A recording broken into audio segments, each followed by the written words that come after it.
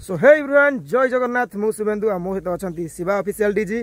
सो आम आज जाऊँ माँ बायाणी होम ग्राउंड बाजा घर को जाऊँ आज आम घरे आज आम छोट पॉडकास्ट ना बाजा कौन कहुए आम होम टूर कहुए तो सहीटा डिस्कसन करूँ किसी क्वेश्चन मुझे रखी किसी क्वेश्चन शिवा ऑफिशियल भाई आम डीजी जी आनी तो किसी कह कौन कह सीधा जीवा माँ बाणी होम ग्राउंड को एंड जदि जॉइन सार थे सहित कथा ना राजा जदि थे सहित भी कथा जी थे सहित कथा माँ बाणी म्यूजिकाल विषय में आउ कि एक्सट्रा जाना जोटा कि समस्त किसी जानी ना से विषय में आलोचना करिया से टाइम वेस्ट करवानी सीधा जीवा माँ बाणी होम ग्राउंड को एंड सहित कथा सीधा पिलर स्टार्ट करिया चलो। नमस्कार समस्त को जय जगन्नाथ एंड ये सहित आम आज पहुँच सारी माँ बाणी म्यूजिकाल पाखे एंड आज आम गहन में उपस्थित अच्छे आमर राजा भाई जे कि माँ बाणी म्यूजिकाल मास्टर एंड प्रोफाइटर मैनेजर सबकि आप जहाँ कहे चलो किंतु सीधा जी भाई सह कथा कि जाना कि शुणा सीधा राजा भाई सहित कथा तो राजा नमस्कार आपको स्वागत करूँ चैनल को किसी समय देथिबार भी बहुत बहुत धन्यवाद एंड किसी प्रश्न अच्छी मोर भाई किसी ऑडियंस माने जो मैंने आपन को देखुं जो मैंने भल पाइया दौरान आगामी दिन में जो अनुष्ठान आपन को बुकिंग करने चाहते से भी चाहते आप विषय किसी जानापी आप विषय किसी शुणापी आउ 2026 एवं जो प्रोग्राम चलती से विषय किसी अपडेट नापी तो किसी प्रश्न रखी आप आगे आशा करी तो मु आरंभ करने भी माने राजा माने एमती कौन माइंड आसला आप माइंड रे माने कि आमर गोटे म्यूजिकल ओपन हेल्ले भल हाँ फ्यूचर रे एमती इम्प्रूव कर देखा गले ये लाइन में आम पिला टोटाल नथिलु मूलता कथा आम पाठ पढ़िया एजुकेशन पिला थिलु कथार अच्छे घरे कला संस्था अच्छी माने मन आपे टाणी ये लाइन टा मो पई सेया ही हेयला माने आगुरु लाइन थिले ये लाइन टोटाल नथिली मु खाली देखे आमर अच्छे बोले म्यूजिकल अच्छी टेंट हाउस था बड़ टेंट हाउस भी था मुझे देखे छोट बड़े आम संस्था अच्छी अच्छे आम पाठ पढ़िया व्यस्त ये व्यस्त कि समय एमती आसला कि ये लाइन ही मत ही सब किसी करा पड़ा मुझे भाभी नी ये लाइन कदे पशेबी कहीं इलेक्ट्रिकल इंजीनियर मु अलरेडी मोर जॉब हो जाता जॉब जाई से समय फैमिली एमती इश्यू है जहाँकि ये संस्थार पशेले आउ म्यूजिकल लाइन में तो भल भी लगे कहीं जेहतु छोट बड़े आम कला संस्था देखी आईचु किसीटा फरक जिन पड़ो तो जेहतु समय को लेकिन घर स्थिति खराब पड़ा से टेकअप करा पड़ा टेकअप कलापर चेंज अप कर चेष्टा चलता से साउंड लाइन ऊपर आपण आगुर किछि स्टडी करथिले ना किछि कोर्स हां जेंते आपण कहले इलेक्ट्रिकल इंजीनियरिंग करले तारे सुनिया मिलछि बाहर की राजाई मझिरे हमर साउंड इंजीनियरिंग कोर्स करथिले कि सुनिया मिलछि बाहर पब्लिक कोर्स तो न मोर कहिया गले गोटे मन मन गडफादर भाबे कि गोटे भलो साउंड इंजीनियर तुम भाबे तांको फॉलो अप करी कि किछि सिखिछि तांका नाम भी कहि दउछि सोनू भाई सरस्वती कम बड़ भाई भाया माने सी कौन भावती किए न भावती लोक भावती मुझे सब समय पाखे ठिया हुए भल मंद तो शिखे साउंड इंजीनियर कोर्स तो करेनि किंतु कोर्स भी बड़ी से मो कहले चले तो मुझे पचार दूसरा जो आप कहले कि स्टार्ट कले माने आगु टेंट फेंट था तो एटा बायाणी म्यूजिकल जो लॉन्च है को ईयर था माने फर्स्ट ईयर था 2004 मसिया अच्छा से टाइम रे सेटअप केते कोन थला बॉक्स कोन लागुतला सेतो बेले तो बैंड पार्टी कहले लोक तो जानते ने बैंड पार्टी कोन एमते गांव जानतले बाजा बोली जानते बैंड पार्टी भी जानतले म्यूजिकल कोन जानतले लोक सेतो बेले सेटअप कोन सेटअप कहला हाथ तयारी बॉक्स जलेश्वर बॉक्स सेतो चलतला सेतो जो बैंड पार्टी केते थियो जलेश्वर बॉक्स से बॉक्स पार्टी हाईलाइट करना जलेश्वर बॉक्स पे पार्टी 2004 में आरंभ होतला ये माने जिते आप साउंड लाइन को आसिले माने जेहेतु माने एत बड़ अनुष्ठान बहुत सारा स्टाफ माने भी अच्छा ता भितर कि ना कि विषय माने जदि जड़े लोक माने सबू कथा मेंटेनिंग करिवो मैनेजिंग करिवो ता भितर कि ना कि डिस्टर्बेंस तो होउथबो माने एते सब जिंस आपण एकाडिया केमि को मैनेज करन किछि प्रॉब्लम होइनी कथार अच्छे शिक्षित लोक केतबेले हैरान होंतन पाठ पढ़िया लोक माने शिक्षित होबा गेले पाठ पढ़ियाटा मुख्य आगे दरकार पाठ पढ़ले शिक्षित मनीष व्यवहार ऑटोमेटिक चेंज रही आ पाठ पढ़िया मनीष मूर्ख मनीष भितर मैनेज करा कष्टकर हुए आमे जेतो क्वालिफाई करले राजा कि जोटा कि माने बैंड लिस्ट जो माने अछन से माने एंती माने नॉर्मली जिंस लोक चलेबा कि जाबु एजुकेशन भी दरकार नॉर्मल लोक चलाउछंती किंतु तांको बिहेवियर लोक माने चलीबा तांको कथा वार्ता बहुत डिफरेंट रोज एजुकेशन नियाती इंपोर्टेंट हां ପାଠ ପଢ଼ାଟା ଖାଲି ଚାକିରି ପାଇଁ ନୁହଁ, ପାଠ ପଢ଼ାଟା ମଣିଷ ଏଜୁକେଟେଡ଼ ହେବା ପାଇଁ କି ମଣିଷର ଚାଲିଚଳନ ବ୍ୟବହାର ପାଇଁ ଦରକାର। ଯେତେବେଳେ ଏବେ ଯେଉଁ ଆସୁଛି ଆମର ସରସ୍ୱତୀର ମାନେ ଏବେ ଯେଉଁ ସରସ୍ୱତୀ ପୂଜା ନେକ୍ସଟ ଆସୁଛି ଏବେ ତ ସରିଗଲାଣି ଗୋଟେ ବର୍ଷର କେତେ ପ୍ରୋଗ୍ରାମ ଆସି ଗଣେଶ ପୂଜା ସରିକି ଏଇଟା ଆମର କାର୍ତ୍ତିକ ସରିଆ ସରିଗଲାଣି 10 ତାରିଖ ବୋଧେ ମେ ବି ଲାଷ୍ଟ। ତ ଅଡ଼ିଏନ୍ସ ପଚାରୁଛନ୍ତି କି ସରସ୍ୱତୀ ପୂଜାରେ କେତେ ପରସେଣ୍ଟ ସାଉଣ୍ଡ ଇନକ୍ରିଜ୍ ଦେଖିବାକୁ ମିଳିବ, ମାନେ ଯେତିକି ପରସେଣ୍ଟ ଅଛି ସେଇଆ ଦେଖିବାକୁ ରହିବ ନା ତାଠୁ ଅଧିକା ଶୁଣିବାକୁ ମିଳିବ ନା ସେଇ ବାଲାନ୍ସ ରହିବ ସେତିକି? ନାଇଁ ଏ ବର୍ଷ କିଛି ଚେଞ୍ଜ ଆଉଟ୍ କରିବା ପ୍ଲାନିଂ କିଛି ନାହିଁ। ନେକ୍ସଟ ଇୟର ହଁ କିଛିଟା ହେଇଥାଇପାରେ। ଏ ବର୍ଷ ଚାହିଁବି ଲୋକଙ୍କୁ ଭଲ ପରଫର୍ମାନ୍ସ ଦେବା ପାଇଁ, ଭଲ ଗୀତ ଦେବା ପାଇଁ। କାହିଁକିନା ଏତେ ଲୋକ ସାଉଣ୍ଡ ବିଷୟରେ ଜାଣନ୍ତି ନା ବାଇନା ସାଉଣ୍ଡ ହେଉଛି, କିନ୍ତୁ ସଙ୍ଗୀତକୁ କେତେ ଧ୍ୟାନ ଦେଇନାହାନ୍ତି। କିନ୍ତୁ ମୋ ମାଇଣ୍ଡରେ ବି ସଙ୍ଗୀତ ପ୍ରତି ବେଶୀ ଧ୍ୟାନ ଦେବାକୁ ମାଇଣ୍ଡ ଆସିଛି। ନାଇଁ ଟିକେ ସଙ୍ଗୀତକୁ ଟାଇମ୍ ଦେବା, ଯାହାକୁ ନେଇକି ଏ ସଂସ୍ଥା ଆଗେ ତାକୁ ଧ୍ୟାନ ଦେବା। ସାଉଣ୍ଡ ତ ଭାଇ ଆଜିକାଲି ତ ଚାଲିଛି, ଲୋକ ତ ଜାଣିଛନ୍ତି ବକ୍ସ ଭିତରେ ଅଧିକା ପୁରେଇ ଦେଲେ ସାଉଣ୍ଡ ଜୋରରେ ହେଇଯିବ। ତାକୁ ଛାଡ଼ିକି ବି କିଛି ଜିନିଷ ଅଛି ବ୍ୟାଣ୍ଡ ନେଇ ଚାଲିବାକୁ ପଡ଼ିବ। ତାକୁ ଏବେ ଟିକେ ଧ୍ୟାନ ଦେଉଛି, ଏ ବର୍ଷ ତାକୁ ଟିକେ ବେଶୀ ଧ୍ୟାନ ଦେବି। ତାପରେ ନେକ୍ସଟ ଇୟର ଦେଖିବା କିଛିଟା ନୂଆ କରିବା। ପବ୍ଲିକର ଯେହେତୁ ଚିନ୍ତାଧାରା ଅଛି, ଆମ ପ୍ରତି ଭଲ ପାଇବା ଅଛି, ଦେଖିବା ନୂଆ କିଛି କରିବା। ଆଉ ରାଜା ଯେହେତୁ ଓଡ଼ିଶା ସାରା ମା ବାୟାଣୀ ମ୍ୟୁଜିକାଲର କିଛି ଗୋଟେ ଅଲଗା ପରିଚୟ ହେଇଗଲାଣି, ଯେମିତିକି କେନ୍ଦ୍ରାପଡ଼ା ରାଣୀ ମା ବାୟାଣୀ କି କେନ୍ଦ୍ରାପଡ଼ା ବାଘୁଣୀ ମା ବାୟାଣୀ, କେନ୍ଦ୍ରାପଡ଼ାର ବାଘୁଣୀ, ଏ ଜିନିଷ ଯେତେବେଳେ ଆପଣ ଶୁଣୁଛନ୍ତି ମାନେ କେତେ ଖୁସି ଲାଗୁଛି, ମାନେ ଯାହା ହଉ ଏତେ ପରିଶ୍ରମ କଲା ପରେ ମୋର ଗୋଟେ ନାଁ ତିଆରି ହେଇଛି, ଏତେ ପପୁଲାରିଟି ହେଉଛି। ମାନେ ଯେତେବେଳେ ପବ୍ଲିକଙ୍କ ମୁହଁରୁ ଏସବୁ ଶୁଣିବାକୁ ମିଳୁଛି କି କେନ୍ଦ୍ରାପଡ଼ା ବାଘୁଣୀ କି ମା ବାୟାଣୀ, ସେତେବେଳେ ଆପଣଙ୍କୁ କେମିତି ଲାଗେ? ମାନେ କେଉଁ ଟାଇପ୍ର ଖୁସି ଲାଗେ କି ପ୍ରାଉଡ଼ ଲାଗେ? ହଁ ସେଇଠି ମାନେ ଆଉ ଗୋଟେ କଥା ଆପଣ ଫାଷ୍ଟ ଏବେ କେବେ ପହଞ୍ଚିଲା ମାନେ କାହାଠୁ ଆପଣ ଶୁଣିଥିବେ ତ ନିହାତି ନା ନାହିଁ କି କେନ୍ଦ୍ରାପଡ଼ା ରାଣୀ ଲୋକ କିଏ ଖରାପ ନେଉଛନ୍ତି କିଏ ଭଲ ନେଉଛନ୍ତି, କିନ୍ତୁ ଆପଣଙ୍କୁ ସେଟା ଭଲ ପାଇବା କିଛି ଲୋକ ଦେଉଛନ୍ତି, କିଛି ଲୋକ ତ ଯାଇ ଗାଳି କରିବା କଥା କରିବେ। ତ ତା ବିଷୟରେ କିଛି କୁହନ୍ତୁ, ମାନେ କୋଉଟା ଠିକ୍ କୋଉଟା ଭୁଲ ନବା କୋଉ ନାଇଁ କଦାପି ସେମିତି ମାଇଣ୍ଡରେ ଆମେ ଚାଲିନା ମୋ ରାଣୀ ନାଁ ଦିଅ କି ବାଘୁଣୀ ନାଁ ଦିଅ, ନାଇଁ। ମା ବାୟାଣୀ ଗୋଟେ ମ୍ୟୁଜିକାଲ ବୋଲି ଭଲ ପାଇବା ସେତିକି ଆମେ ଜାଣୁ। ସେ ଭଲ ପାଇବା ଭିତରେ ନାଁ ସବୁ ପବ୍ଲିକଠୁ ସୃଷ୍ଟି ହେଇଛି। ନାଇଁ ଆମର ସେମିତି କିଛି ଚିନ୍ତାଧାରା ଅଛି ନା ଇଏ ଅଛି ନା, ଆମ କର୍ମ ଦେଖି ଲୋକ ଯେ ଭଲ ପାଇବା ପାଉଛନ୍ତି ତାହେଲେ ସେଥିରେ ସେ ନାଁ ଦେଇଛନ୍ତି। ନାଇଁ ରାଣୀ ଯେହେତୁ ମାଆଙ୍କ ନାଁରେ ଯେ ପାର୍ଟିଟା ଅଛି ସେଥିପାଇଁ ରାଣୀ ନାଁ ଦେଇଛନ୍ତି କେନ୍ଦ୍ରାପଡ଼ା। ସେ ନାଁ ବିଷୟରେ ବି କିଛି ଆମେ ଜାଣିବାକୁ ଚାହୁଁଛୁ। ମାନେ ମା ବାୟାଣୀ ମ୍ୟୁଜିକାଲ ସେ ନାଁ ଦେବା ପଛରେ ବି ବହୁତ କିଛି ଇତିହାସ ଅଛି, ଯୋଉଠିକି ଆମେ ଶୁଣିଥିଲୁ କି ମାନେ କେମିତି ଉତ୍ପନ୍ନ ହେଲା, କେମିତି ଆପଣଙ୍କର ଫାଷ୍ଟ ଡିଜେ ଥିଲା ନା ଡାଇରେକ୍ଟ ଆପଣ ମ୍ୟୁଜିକାଲ ଷ୍ଟାର୍ଟ କଲେ ନା କେମିତି କ'ଣ ଷ୍ଟାର୍ଟ ହେଲା କେମିତି? ନାଇଁ ଆଗେ ବାତ୍ୟା 1999 ମସିହାରେ ଟେଣ୍ଟ ହାଉସ୍ ଆରମ୍ଭ ହେଇଥିଲା। ଦାଦା ବାବା ମିଶି ଟେଣ୍ଟ ହାଉସ୍ କରିଥିଲେ। ଟେଣ୍ଟ ହାଉସ୍ ଚାଲିଲାର କିଛି ବର୍ଷ ପରେ ଗୋଟେ ମ୍ୟୁଜିକାଲର ଓନର ଜଣେ ବିକିବା ବାହାରିଲେ। ତ ସେତେବେଳେ ଛୋଟ ମୋଟ ଡିଷ୍ଟାନ୍ସ ନେଇ ହେଇଥିଲା, ସେ ମାଲିକ ବହୁତ ଅସୁବିଧା ଥିଲେ। ତ ବାବାଙ୍କ ସାଙ୍ଗ 2 ଜଣ ମିଶିକିରି ସଂସ୍ଥା କରିଥିଲେ। ବାବା ଯେହେତୁ କଳା ଲାଇନର ଲୋକ, ଟିକେ ଡ୍ରାମା ଫ୍ରାମା କରନ୍ତି, ଆଗରୁ ଟିକେ ତାଙ୍କର ଟିକେ କଳା ପ୍ରତି ଭଲ ଇଏ ଅଛି, ତ ଏ ଲାଇନ୍ ସେ କରିଥିଲେ। ସେ ତ କରିବା ସହିତ ମିଶିକି ଯେହେତୁ ସଂସ୍ଥା କରିଥିଲେ, ତାପରେ ସିଏ ତାଙ୍କ ସମୟରେ ପାର୍ଟି 2016-17 ମସିହା ଯାକେ ନର୍ମାଲି ଚଲାଉଥିଲେ। ସେପଟେ ଆମେ କିଛି ଜାଣିନଥିଲୁ, ଏ ଲାଇନରେ ପସନ୍ଦ ନା, ଆମେ ପାଠ ପଢ଼ୁଥିଲୁ। ତାପରେ ଆମେ ଏ ଲାଇନରେ ପଶି ଆମେ ସଂସ୍ଥା ଟେକଅପ୍ କଲୁ ଧୀରେ ଧୀରେ। ଯେତେବେଳେ ଆସିଲେ ମ୍ୟୁଜିକାଲ ଲାଇନ୍, ସେତେବେଳେ ମୋ ମା ବାୟାଣୀ ମ୍ୟୁଜିକାଲ ନାଁ ଥିଲା ନା ଆଗରୁ ଆଉ ଅଲଗା କିଛି ନାଁ? ନାଇଁ ମା ଗଜବାୟାଣୀ ମ୍ୟୁଜିକାଲ ଆଣ୍ଡ ଅର୍କେଷ୍ଟ୍ରା ବୋଲି ନାଁ ଥିଲା। ଯେଉଁ ନାଁଟା କି ସାଧାରଣତଃ ଆଜିକା ବୋର୍ଡ଼ରେ ଲେଖିଲେ ବୋଧେ 3ଟା ବୋର୍ଡ଼ ସାଙ୍ଗେ ସମାନ ହେଇଯିବ।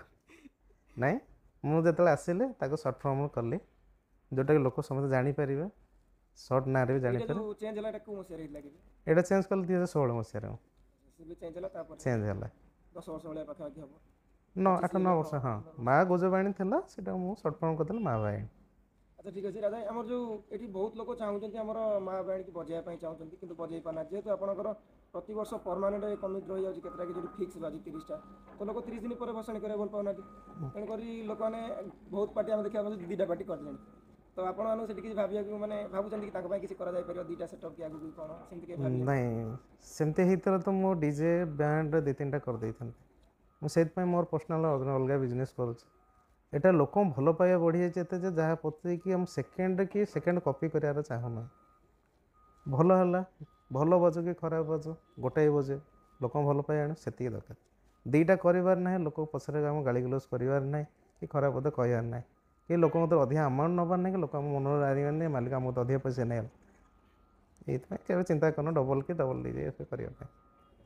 ଆଉ ମାନେ ଆଉ ଗୋଟେ ମେନ୍ କଥା ଆମେ ଜାଣିବାକୁ ଚାହୁଁଛୁ ରାଜା ଭାଇ, ଆପଣ ତ ଯେତେବେଳେ ଫାଷ୍ଟ ଟାଇମ୍ ଯେତେବେଳେ ଆସିଲେ ମ୍ୟୁଜିକାଲ ଲାଇନରେ, ସେତେବେଳେ ଆପଣଙ୍କର ଏମିତି ମାନେ ଫାଷ୍ଟ ପ୍ରୋଗ୍ରାମ ବିଷୟରେ ଆମେ ଜାଣିବାକୁ ଚାହୁଁଛୁ। ଫାଷ୍ଟ ପ୍ରୋଗ୍ରାମର ସେ ଏକ୍ସପିରିଏନ୍ସ ବଜେଟ୍ କେତେ ଥିଲା, କେମିତି କ'ଣ ମାନେ ହଁ ବଜେଟ୍ କୋଉ ଟାଇପ୍ର ଥିଲା, ସେଟଅପ୍ କୋଉ ଭଳିଆ ଥିଲା, ଆଉ ଯେତେବେଳେ ଆପଣଙ୍କ ଲାଇଫ୍ର ଫାଷ୍ଟ କମ୍ପିଟିସନ୍ ମାର୍କେଟ ଏଇଟା ଭାଇ ଖୋଲା କଥା ଆମେ ଆମେ ନୁହଁ ଖାଲି ସାରା ଓଡ଼ିଶା ଯଦି ଜାଣିଛନ୍ତି ମା ବାୟାଣୀ ମ୍ୟୁଜିକାଲ ଭାଇ କମ୍ପିଟିସନ ପାଇଁ ପୁରା ଏକ ନମ୍ବର। ସାଉଣ୍ଡ ଯେମିତି ରାଜାଙ୍କର ବ୍ୟବହାର ସେମିତି କଥାବାର୍ତ୍ତା ସେମିତି ଆଉ ତାଙ୍କର ସାଉଣ୍ଡ ଟେକ୍ନିକ୍ କିଛି ଅଲଗା ଆଉ ତାଙ୍କର ସାଉଣ୍ଡ ସିଷ୍ଟମ୍ କିଛି ଅଲଗା। ସେଇ ହିସାବରେ ଆମେ ଜାଣି ଚାହୁଁଛୁ କି ଆପଣଙ୍କର ଫାଷ୍ଟ ପ୍ରୋଗ୍ରାମ୍ ଯେଉଁଟାକି କମ୍ପିଟିସନ୍ ମାର୍କେଟ ସେ ବିଷୟରେ ଏକ୍ସପିରିଏନ୍ସ କେଉଁ ଭଳିଆ ଥିଲା ମାନେ ଆପଣ କେମିତି ମ୍ୟାନେଜ୍ କରିଥିଲେ ଯେତେବେଳେ ଫାଷ୍ଟ ଟାଇମ୍ ଆପଣ ଆସିଥିଲେ? ଏ ଲାଇନ୍ରେ ଯେତେବେଳେ ମୁଁ ଏଣ୍ଟ୍ରି କଲି ସେତେବେଳେ କମ୍ପିଟିସନ୍ ବୋଲି ଜିନିଷ କିଛି ନଥିଲା, ଏଇଟା ସତ କଥା। ସେତେବେଳେ ଯେଉଁ ବ୍ୟାଣ୍ଡ ବଜେଇବା, ମ୍ୟାରେଜ୍ ପ୍ରୋଗ୍ରାମ୍ କରିବା, ପୂଜା ପ୍ରୋଗ୍ରାମ୍ ଯେଉଁ କରିବା ଏତେ ନଥିଲା। ହାର୍ଡ଼ଲି ଗୋଟେ ବର୍ଷକୁ 30ଟା 40ଟା ପ୍ରୋଗ୍ରାମ୍ ହାର୍ଡ଼ଲି ହୁଏ। ଏସବୁ ଜିନିଷ ନଥିଲା କି ଆମେ ବଜେଟ୍ ଏତେ ନୁହଁ। ସେତେବେଳେ ବଜେଟ୍ ଶୁଣିଲେ ତ ଲୋକ ଏବେ କହିବେ କାହିଁରେ କ'ଣ ବଜେଟ୍ ବଢ଼ିଗଲାଣି। 2016 ମସିହାରେ ବାଜା ବସିଥିଲା 20,000 22,000 ଟଙ୍କା। ଆଉ ସେତେବେଳେ ଆମାଉଣ୍ଟରେ ପିଲାମାନେ ବହୁତ ଶାନ୍ତିରେ ସମସ୍ତେ କାମ କରୁଥିଲେ। ଏମିତି କିଛି ଟଣା ଘୋଷରା ନଥିଲା କି ଏତେ ଭଳିଆ ଝଗଡ଼ାଝାଟି ଲୋକ ଭିତରେ ହେଉନଥିଲା କି ପବ୍ଲିକ୍ ଭିତରେ ହେଉନଥିଲା। ହଁ ଲେଟ୍ ନାଇଟ୍ ଯାଏଁ ବାଜୁଥିଲା, ଏଇଟା ହେଉଥିଲା। କିନ୍ତୁ ଏ କମ୍ପିଟିସନ୍ କି ଆଜିକା ସମୟରେ ଯେମିତି ଝଗଡ଼ାଝାଟି ହେଉଛି କମିଟି ଭିତରେ ଏସବୁ ଜିନିଷ ସେତେବେଳେ କିଛି ନଥିଲା। ତ ସେତେବେଳେ ଏ ଲାଇନ୍ ଯେତିକି ଭଲ ଲାଗୁଥିଲା, ଏବେ ଯେତିକି ଭଲ ଲାଗୁ ସେତିକି ଟେନସନ୍ ବି ଲାଗୁଛି ପ୍ରଶାସନକୁ ନେଇ। କାହିଁକିନା ପ୍ରଶାସନ ଏଇ କିଛିଟା କମିଟି ଯେଉଁ କମ୍ପିଟିସନ୍ ଫରରେ ଝଗଡ଼ାଝାଟି ହେଉଛି ସେଇ ସକାଶେ ପ୍ରଶାସନ ବେଳେବେଳେ ଆମ ପ୍ରତି ଷ୍ଟ୍ରିକ୍ଟ ହେଇଯାଉଛି, ଯାହାକି ସଂସ୍ଥା ମାନେ ମନ ଥିଲେ ବଢ଼ିବାକୁ ଭୟ ଲାଗୁଛି। ଏବେ ଧୀରେ ଧୀରେ ବକ୍ସ ଲିମିଟ୍ କମି ଚାଲିଲାଣି। କ'ଣ ପାଇଁ ଲିମିଟ୍ କମ୍ ହେଉଛି? ମୋ କହିବା କଥା ଗୋଟେ ଷ୍ଟେଜ୍ ପ୍ରୋଗ୍ରାମ୍ ଯଦି ଏତେ ବକ୍ସ ଲାଗିପାରୁଛି, ଗୋଟେ ରୋଡ଼ ଶୋ ପ୍ରୋଗ୍ରାମ୍ କାହିଁ ଲାଗିପାରୁନି? କମ୍ପିଟିସନ୍ ସକାଶେ କମ୍ପିଟିସନ୍ ହଉ, ଖୁସି ଭାଷାରେ ହେଉନି ସେଇଟା। ରଗାରୁଷା, ତାକୁ ଖରାପ ବ୍ୟବହାର କରିବା, ସିଏ ତାକୁ ଖରାପ ବ୍ୟବହାର କରିବା, ଏଇସବୁ ଜିନିଷ ସକାଶେ ଏସବୁ ଅସୁବିଧା ହେଉଛି। ପ୍ରଶାସନ ସେଥିପାଇଁ ଏଥିପାଇଁ ଷ୍ଟ୍ରିକ୍ଟ ହେଉଛି ବେଳେବେଳେ। କିନ୍ତୁ ତଥାପି ଆମେ ଜାଣିବାକୁ ଫାଷ୍ଟ ପ୍ରୋଗ୍ରାମ୍ ଆପଣଙ୍କର ଫାଷ୍ଟ ପ୍ରୋଗ୍ରାମ୍ ଗୋଟେ ହ୍ୟାପି ମୋମେଣ୍ଟ ଥିବ କି ହ୍ୟାପି ମୋମେଣ୍ଟ ଥିବ କି ମନ ଭିତରେ ନର୍ଭସ୍ ଥିବ ମୋ ଆଗରେ ଏତେ ସାରା ଭଲ ଭଲ ମ୍ୟୁଜିକାଲ ଅଛନ୍ତି, ତାଙ୍କ ସହିତ ଗୀତରେ ମୁଁ କେମିତି କ'ଣ ସେଟା ତ ଗୀତ ହଉ ସାଉଣ୍ଡ ହଉ କ୍ଲାରିଟି ହଉ ମୋ ତରଫରୁ କେମିତି ବେଷ୍ଟ ଦେବି କେମିତି ନାଇଁ ସେତେବେଳେ ତ ଏ ନଥିଲା। ଏଟା ଫାଷ୍ଟ ଷ୍ଟାର୍ଟିଂ ହେଲା ଏ ଜିନିଷ 2019 ମସିହାରେ। ଯେବେଠୁ ମୁଁ ଚାହିଁଲି ଯେ ମୁଁ ପାର୍ଟିରେ ଚେଞ୍ଜ ଅପ୍ କିଛି କରିବି, ସେ ବର୍ଷ ଚାହିଁଲେ ସେଇ ବର୍ଷ ଫାଷ୍ଟ ଗୋଟେ ପ୍ରୋଗ୍ରାମ୍ ଥିଲା ଆମର ଗୋଟେ କେନ୍ଦ୍ରାପଡ଼ା ଭିତରୁ ଗୋଟେ ଅଛି ବୋଲି କୋରୁଆ ବୋଲି ଗୋଟେ ଜାଗାଟେ ଆମର କେନ୍ଦ୍ରାପଡ଼ା ସେପଟ ସାଇଡ଼୍ରେ ଅଛି। ବାରୁକୋରୁଅ ନା ଥିଲେ ଭଲ ବ୍ୟାଣ୍ଡ ଥିଲେ। ଫାଷ୍ଟ ଟାଇମ୍ ମୁଁ ବୋଧେ ମୋର ସାଉଣ୍ଡ ସିଷ୍ଟମ୍ କହିଗଲେ ସେତେବେଳେ ଜମା ନଥିଲା, ନିଜର କମ୍ ବକ୍ସ। ସେତେବେଳେ ସାନ ଭାଇ ମୋତେ ବହୁତ ସାହାଯ୍ୟ କରେ। ଆଉ ଜଣେ ଲୋକ ମରିଗଲେଣି ତ୍ରିଶକ୍ତି ଅନର ବୋଲି ଜଣେ, ସିଏ ମୋତେ ସାହାଯ୍ୟ କରନ୍ତି। ସେ ତାଙ୍କ ସାହାଯ୍ୟରେ ମୁଁ ଆଜି ଏତିକି ଜାଗାରେ ପହଞ୍ଚିଛି। ତାଙ୍କ ସକାଶେ ସେ ଜାଗାରେ ବଜାଇଲି। ମୁଁ କଦାପି ଭାବିନଥିଲି ଯେ ଏତେ ଭଲ ବାଜା ଭିତରେ ମୋ ପରଫର୍ମାନ୍ସ ଭଲ ବୋଲି। ଯେତେବେଳେ ଭଲ ହେଲା ମୋତେ ଲୋକ ଭଲ ପାଇବା ଦେଲେ, ସେଠି ଭଲ ଲାଗିଲା। ସେ ପ୍ରୋଗ୍ରାମ୍ଟା ମୋତେ ଭଲ ଲାଗିଥିଲା। ଗୋଟେ ନାଇଁ ଗୋଟେ ମୁଁ 2-3 ବର୍ଷ ଭିତରେ ଖଟିବା ବିଷୟରେ ନାଇଁ ଏ ବର୍ଷ ଗୋଟେ ପ୍ରୋଗ୍ରାମ୍ଟା ସେମିତି ହେଉଛି ଭଲ ହେଉଛି ବୋଲି। ଏଇ ଜାଗାରେ ମୁଁ ପଚାରିଦେବି, ମାନେ ଆପଣ ଏଠି ତ କେନ୍ଦ୍ରାପଡ଼ାରେ କେତେ ପାର୍ଟି ଅଛନ୍ତି, ଆପଣ କେଉଁ ଜିନିଷ ଉପରେ ବେଶୀ ଫୋକସ୍ କଲେ କି ନା କରିବା ପାଇଁ? କେନ୍ଦ୍ରାପଡ଼ା ଏତେ ଲୋକ ଆପଣଙ୍କୁ ଭଲ ପାଉଛନ୍ତି, ବାୟାଣୀ ନା ଶୁଣିଲେ କି ଲାଇଟଲି ନେଉନାହାନ୍ତି, ଯାହାକୁ ଜାଣିଛନ୍ତି ସମସ୍ତେ, ରେପୁଟେସନ୍ ଏବେ ହାଇ ହେଇଗଲାଣି ପୁରା। ତ କ'ଣ କେଉଁ ଜିନିଷ ଉପରେ ବେଶୀ ବ୍ୟାଣ୍ଡ ଓନର୍ କହିଲେ ସେମାନେ ବୁଝନ୍ତି କ'ଣ ଆମେ ଓନର୍। କଳାକାରଙ୍କ ସାଙ୍ଗରେ ମୋର କିଛି ସମ୍ପର୍କ ନଥାଏ। ମୁଁ ସେ ଓନର୍ ଭଳିଆ ଚାଲେନି। ମୋ ମାଇଣ୍ଡ ଥାଏ ମୋ କଳାକାର ମାନେ ମୋର ଘର, ମୋର ପିଲା। ଘରେ ଝଗଡ଼ାଝାଟି ଭଲ ମନ୍ଦ ଯେମିତି ହୁଏ ସେମିତି ସେ ସଂସ୍ଥା କଲେ ହେବ। ମୁଁ ସେଥିପାଇଁ ତାଙ୍କ ସହିତ ମିଶିକି ସଂସ୍ଥା ଗଢ଼ିଥିଲି। ମୁଁ ଦେଖେ ନାଇଁ ଏ ପାର୍ଟି ଆସୁଛନ୍ତି ଭଲ ବଜାଉଛନ୍ତି। ମୋର ଅଲ୍ ଟାଇମ୍ ଫେଭରେଟ୍ କହିଗଲେ ସରସ୍ୱତୀ ମ୍ୟୁଜିକାଲ୍, ମୋତେ ଭଲ ଲାଗନ୍ତି। ସେ ତାଙ୍କୁ ଫଲୋ ଅପ୍ କରିକି ବହୁତ ଜିନିଷ ଚେଷ୍ଟା କରେ। ସେତେବେଳେ ମୁଁ ଚାହିଁଲେ ସେମାନେ ଯଦି କରିପାରିବେ ଆମେ କାହିଁ ନ କରିପାରିବୁ? ସେଟଅପ୍ ତ ସମସ୍ତଙ୍କର ସେମ୍ ନା, ସେଟଅପ୍ ତ ସେମ୍, ଜିନିଷ ତ ସେମ୍। ହଁ ତାଙ୍କ ଭଳିଆ ଆମେ ବଜେଇ ଆଜି ପାରୁନୁ, କାଲି ତ ବଜେଇ ପାରିବେ। କିନ୍ତୁ ତା ଦେହରେ ବାଧାବିଘ୍ନ ସାଜୁଛି ଅର୍ଥ, ତା ସହିତ ସମୟ। ଦୁଇଟା ଅର୍ଥ ବାଧା ସାଜୁଛି। ଭଲ ହେଇଛି, ଦେଖାଯାଉ ଆଗକୁ ଭଲ ହେବ କି ଖରାପ ହେବ ସେଇଟା ସମୟ କହିବ। ମାନେ ଏବେକା ମାନେ ଆଗ ସାଉଣ୍ଡ ସିଷ୍ଟମ୍ ଆଉ ଏବେକା ସାଉଣ୍ଡ ସିଷ୍ଟମ୍ରେ ମାନେ କ'ଣ ଫରକ ଆସିଛି? ମାନେ ଆଗରୁ ଆମେ ଯେମିତି ଟପ୍ ବାଜୁଥିଲା, ଏବେ ଲାଇନର୍ ବାଜୁଛି। ପ୍ରାୟ ଟାଇମ୍ କମ୍ପ୍ଲେନ୍ ଆସୁଛି କି ଏବେ ଲାଇନର୍ରେ ବହୁତ ସାରା ପ୍ରୋବ୍ଲେମ୍ ହେଉଛି ଆମ ଓନର୍ ଭାଇମାନଙ୍କୁ। କେଉଁ ଜାଗାରେ ଲୋ ଭୋଲ୍ଟେଜ୍ ପାଇଁ କଟିଯାଉଛି, କେତେବେଳେ ହାଇ ଭୋଲ୍ଟେଜ୍ ପାଇଁ କଟିଯାଉଛି, କେତେବେଳେ ଡିଜି ପ୍ରୋବ୍ଲେମ୍ରେ କଟିଯାଉଛି, କେତେବେଳେ ତ ବାଜୁ ସେମିତି କଟିଯାଉଛି। ତା ବିଷୟରେ ଆପଣଙ୍କର ଓପିନିଅନ୍ କ'ଣ? ପ୍ରଫେସନାଲ୍ ଆଉ ରଫ୍ ଭିତରେ ଯେମିତି ଫରକ, ଏବେ ଲାଇନ୍ ରଫ୍ ହେଇଯାଇଛି, ଆଉ ପ୍ରଫେସନାଲ୍ ନାହିଁ କିଛି। ପ୍ରଫେସନାଲ୍ କାହିଁକି ନାହିଁ କି ନା ଗୋଟେ ଜିନିଷ କମ୍ପାନୀରୁ ଫିଟେଡ଼୍ ହେଇକି ଯେମିତି ଗୋଟେ ସାଉଣ୍ଡର ଗୋଟେ ବାଲାନ୍ସିଂ ହେଇକିରି ତାର ସେଫ୍ଟି ଫିଚର୍ ହେଇକି ଆସିଥାଏ। ଏବେ କ'ଣ ନା ମନ ଇଚ୍ଛା ବକ୍ସ ଭିତରେ ଟ୍ୟାମ୍ପରିଂ କରି ଯାହା ନାହିଁ ତା ଭିଡ଼ିବା କଥା। ଲାଉଡ଼ ସାଉଣ୍ଡ ପାଇଁ ଖାଲି ଫଲୋ ହେବ, ନହେଲେ ସାଉଣ୍ଡର କ୍ୱାଲିଟି କିଛି ନାହିଁ। ଆଉ କ୍ୱାଲିଟି ଚାହିଁଲେ ବି ଏଥିରେ କ୍ୱାଲିଟି ମିଳିବା କଷ୍ଟକର ହେବ। ତାପରେ ବି ଆମେ ଚେଷ୍ଟା କରି ବହୁତ ଟ୍ରାଏ କରି ତାକୁ କ୍ୱାଲିଟି କରିବା ଚେଷ୍ଟା କରୁଛୁ। ଆଉ କିଛି ବ୍ୟାଣ୍ଡ ଓନର୍ ଅଛନ୍ତି ତାଙ୍କ ମାଇଣ୍ଡ ଖାଲି କମ୍ପିଟିସନ୍, ଆମେ କିନ୍ତୁ ଚାହୁଁନୁ କମ୍ପିଟିସନ୍ କରିବା ପାଇଁ। ସେମାନଙ୍କ ଚିନ୍ତାଧାରା ଯୋଗୁଁ ପବ୍ଲିକ୍ ଚିନ୍ତାଧାରା ଆମେ ବାଧ୍ୟ ହେଇ କରୁଛୁ। ଯାହା ଅନୁଷ୍ଠାନ ମାନଙ୍କର ବି ଫରମାଇଶ ଆସୁଛି କି କମ୍ପିଟିସନ ନାଇଁ କମ୍ପିଟିସନ୍ ହଉ, କମ୍ପିଟିସନ୍ ସକାଶେ ଆଜି ସମୟ ଏମିତି ପହଞ୍ଚିଲାଣି ଖାଲି ଲାଉଡ଼ ସାଉଣ୍ଡ ଦରକାର, ଫିଲ୍ ସାଉଣ୍ଡ ନାହିଁ। ଆଉ ଆଗେ କମ୍ପିଟିସନ୍ ହେଉଥିଲା, ଆମେ ଦେଖିଛୁ 2012 ମସିହାରେ ବାଜା ଫଲୋ କରି ସେ କମ୍ପିଟିସନ୍, ଏବେ କମ୍ପିଟିସନ୍ ଭିତରେ ଆକାଶ ପାତାଳ ଫରକ। ସେ କମ୍ପିଟିସନ୍ ଲୋକ 100 ଲୋକ ଠିଆ ହେଇ ଦେଖୁଥିଲେ, ଶୁଣୁଥିଲେ କିଏ ବଜାଉଛି କ'ଣ ହେଉଛି। ଏବେ ଶୁଣୁଛନ୍ତି କାହାର ସାଉଣ୍ଡ ଜୋରରେ ହେଉଛି, ଏବେ କ'ଣ ବାଜୁଛି ଆଉ କିଏ ଦେଖୁନାହାନ୍ତି। ଜଣେ କେତେ କଷ୍ଟ କରି ମାସ ମାସ ଧରି ରିହର୍ସାଲ କରି କ'ଣ ବଜାଉଛି କ'ଣ ନାହିଁ, ଖାଲି ଲାଉଡ଼ ସାଉଣ୍ଡ ଦରକାର। ଆଉ ଯେହେତୁ ପବ୍ଲିକ୍ ଚାହୁଁଛନ୍ତି ଆମେ ସେ ହେଉଛି ବାଧ୍ୟ ହେଇ କରୁଛୁ, ନହେଲେ କିନ୍ତୁ ଆମକୁ ସାଟିସ୍ଫାଏ ସେ ଜିନିଷ ପ୍ରତି ଲାଗୁନି। ମୁଁ ଏଇଠି ଖାଲି ଗୋଟେ ଜିନିଷ ପଚାରିବି, ଯଦି ଆପଣ ସେଇ ଜିନିଷ କହୁଛନ୍ତି ସାଉଣ୍ଡ କମ୍ପିଟିସନ୍ ହେବା କଥା ନୁହଁ, ଏମିତି ସିଚୁଏସନ୍ ହେବା କଥା, ତ ଆପଣ ହିସାବରେ ମାନେ ସେଇ ଜିନିଷ କହିଲେ ଯେଉଁ କି ନା ଏତେ ଜିନିଷ କମ୍ପିଟିସନ୍ ବାଧ୍ୟରେ କରାଯାଉଛି ନା ନାହିଁ, ଲୋକମାନେ ନ ଚାହିଁକି ବି ଜିନିଷ ହେଇଗଲାଣି ଟ୍ରେଣ୍ଡ ଯେହେତୁ ଫଲୋ କରିବା ବାଧ୍ୟ। ତେଣୁକରି କେତେ ସେଟଅପ୍ ରହିଲେ ଆକ୍ଚୁଆଲି କାନକୁ ଶୁଣିବାକୁ ଭଲ ଲାଗିବ, ସବୁ ଜିନିଷ ହାଇ ଫ୍ରିକ୍ୱେନ୍ସି ଲୋ ଫ୍ରିକ୍ୱେନ୍ସି ସବୁ ବାଲାନ୍ସ ହେଇକି ରହିବ, କେତେ ସେଟଅପ୍ ଆପଣ ହିସାବରେ ଓପିନିଅନ୍ରେ ରହିବା ଦରକାର? ନାଇଁ ସେଟଅପ୍ 2ଟା ବକ୍ସ ହଉ କି 18ଟା ବକ୍ସ ହଉ କି 30 ବକ୍ସ ହଉ, ଗୋଟେ ଜିନିଷ କାନକୁ ଶୁଣିବା ଭଳିଆ ସାଉଣ୍ଡଟା ସ୍ମୁଥ୍ ରହିଲେ ଭଲ ଲାଗିବ। କି କାନ ଶୁଣିବାକୁ ଭଲ ଲାଗୁଥିବା ଜିନିଷ ଭଲ ଲାଗିବ। ଚୁଙ୍ଗାଟା ହେଇଛି କ'ଣ ପାଇଁ? ଦୂର ଦୂରାନ୍ତ ଶୁଣିବା ପାଇଁ, ଦୂର ଦୂରାନ୍ତ ନା ଗୋଟେ ଜାଗା ପବ୍ଲିକ୍ ସାଉଣ୍ଡ ପାଇଁ। ତାକୁ ଯଦି ଆମେ ଗୋଟେ ସାଉଣ୍ଡ ଇଏରେ ଲଗେଇ ତାକୁ କ୍ୱାଲିଟି ବାହାର କରିପାରିବା, ସେ ଜିନିଷ ଯଦି ହଁ କି ତା'ର କ୍ୱାଲିଟି କିଛି ରହିବ ନାହିଁ। ଯଦି ଆମେ ଲାଉଡ଼ ସାଉଣ୍ଡ ପାଇଁ ତାକୁ ସବୁ ୟୁଜ୍ କରାଗଲା, ଓନ୍ଲି ଫର୍ ଲାଉଡ଼ ସାଉଣ୍ଡ ମିଳିବ, କ୍ୱାଲିଟି ମିଳିବନି। କ୍ୱାଲିଟି କରିବା ହେଲେ ଲାଉଡ଼ ସାଉଣ୍ଡରୁ ବନ୍ଦ ହେବାକୁ ପଡ଼ିବ। 18 ଲାଗୁ 30 ଲାଗୁ 50 ଲାଗୁ ତାদের ମନ ଦରକାର ନାହିଁ। ଯେଉଁଟା ପବ୍ଲିକ୍ ସେଫ୍ଟି ପାଇଁ ଯେଉଁଠି ପ୍ରଶାସନ ଯାହା ପରମିସନ୍ ଆମେ ସେଇଥିରେ ବଜାଇବୁ, ତାদের କିଛି ଅସୁବିଧା। ତାପରେ ଏବେ ରିସେଣ୍ଟ ଯେମିତି କାର୍ତ୍ତିକେଶ୍ୱର ପ୍ରୋଗ୍ରାମ ଚାଲିଛି, ମ୍ୟାରେଜ ପ୍ରୋଗ୍ରାମ ପାଇଁ ଚାଲିଛି, ସେମିତି ମାନେ ସରସ୍ୱତୀ ପୂଜା ପାଇଁ କିଛି ଅପଡେଟ୍ ଆସୁଛି କି ଗୀତ କଲେକ୍ସନ ଉପରେ? ପ୍ରାୟ ସମସ୍ତେ ସାଉଣ୍ଡ ସିଷ୍ଟମ ଉପରେ କଥା ହଉଛନ୍ତି, ସେଟଅପ୍ କ'ଣ ଆସିବ, ଏ ଭାଇ କ'ଣ ସେଟଅପ୍ ଆଣିବେ, ସେ ଭାଇ ସେଟଅପ୍ କ'ଣ ଆଣିବେ, କିନ୍ତୁ ଗୀତ ଉପରେ ଷ୍ଟାଫ୍ ଉପରେ ପ୍ରାୟ କେହି ଏତେ ପ୍ରଶ୍ନ କରୁନାହାନ୍ତି। ସେଥିପାଇଁ ଆମେ ଜାଣିବାକୁ ଚାହୁଁଛୁ ଏବେ ମାନେ ନେକ୍ସଟ ସିଜନ୍ ପାଇଁ ସାକ୍ସୋଫୋନ୍ ମାଷ୍ଟର କିଏ ଆସୁଛନ୍ତି, ଆଉ ଏବେକା ସିଜନ୍ରେ ଗୀତ ଉପରେ ଆଉ କ'ଣ କଲେକ୍ସନ କାମ ହେବ, ମାନେ ଯେଉଁଟାକି ସରସ୍ୱତୀ ପୂଜାରେ ଆସିବ ମାର୍କେଟ ପାଇଁ? ନା ଗୀତ ତ ଆମେ ଯେଉଁଠି ବସିଥାଉ ଆମ କଳାକାର ସାଙ୍ଗେ ଯେତେବେଳେ ବସିଥାଉ ସବୁବେଳେ ଆମର ଆଲୋଚନା ହୁଏ, ସବୁବେଳେ ଆଲୋଚନା ନାହିଁ ଆମେ ଏଇ ଗୀତଟା ଆଜି ବଜେଇବା କି ଆଜି ମାର୍କେଟ ଏଇ ଗୀତଟା ବଜାଇଲେ ଭଲ ଲାଗିବ, ଆମେ ସେଥିପାଇଁ ସବୁବେଳେ ତା ପାଇଁ ଡିସ୍କସନ୍ ଚାଲିଥାଏ। ସାଉଣ୍ଡ ପ୍ରତି ଏ ବର୍ଷ ସତ କଥା କହିବାକୁ ଗଲେ, ହଁ ଗଣେଶ ପୂଜା ବେଳଠୁ ଟିକେ କାର୍ତ୍ତିକେଶ୍ୱର ପୂଜା ମୋର ଟିକେ ସାଉଣ୍ଡ ସିଷ୍ଟମ୍ ଜଣେ ସାଉଣ୍ଡ ଇଞ୍ଜିନିୟର କଥାରେ ପଡ଼ି ମୋର ଟିକେ ସାଉଣ୍ଡ ପ୍ରୋବ୍ଲେମ୍ ଟିକେ ହେଲା, ତ ତାପରେ ମୋତେ ଟାଇମ୍ ମିଳିବାର ମାନେ ଏଇ ସିଜନ୍ରେ ଗଣେଶ ପୂଜା ସାଉଣ୍ଡ ମୁଁ ଶୁଣିଛି, ଆଉ ତାପରେ ପରେ ଯେବେ ଆସିଲା ଯୋଉ କାର୍ତ୍ତିକେଶ୍ୱର ପୂଜା ଆସିଲା ସେଇ ସାଉଣ୍ଡ ଶୁଣିଛି, ବହୁତ ଫରକ ଅଛି। ମାନେ ହଠାତ୍ କିନି ଏମିତି ଚେଞ୍ଜେସ୍ ମାନେ ସେଇଟା ତା ଭିତରେ ହଠାତ୍ କିନି ଏମିତି କହିଥିଲେ ମୋର ଗୋଟେ ଭାଇଟେ ମାସ ଆଗରେ, ସେ ଭିଡ଼ିଓ ଅନଏକ୍ସପେକ୍ଟେଡ୍ ଭାଇରାଲି ପଳେଇଲା।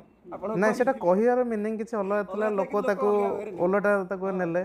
ନାଇଁ ମୋ ସେଟା କହିବାର ମିନିଂ ଥିଲା, ଆମର ଗୋଟେ ଆସୋସିଏସନଟା ହେଇଥିଲା, ଗୋଟେ ମିଟିଂ ହେଇଥିଲା, ମିଟିଂ ଆମର ଗୋଟେ ନିୟମ ହେଇଥିଲା, ନାଇଁ 4ଟା ଲାଇନର 4ଟା ଟପ୍ ଲଗାଇବା, ତାକୁ କିଛିଟା ବ୍ୟାଣ୍ଡ ଅନୁମାନ ମାନିଲେନି, ଯାହା ସକାଶେ ଆସୋସିଏସନ ଭିତରେ ବହୁତ ଡିଷ୍ଟର୍ବାନ୍ସ ହେଲା।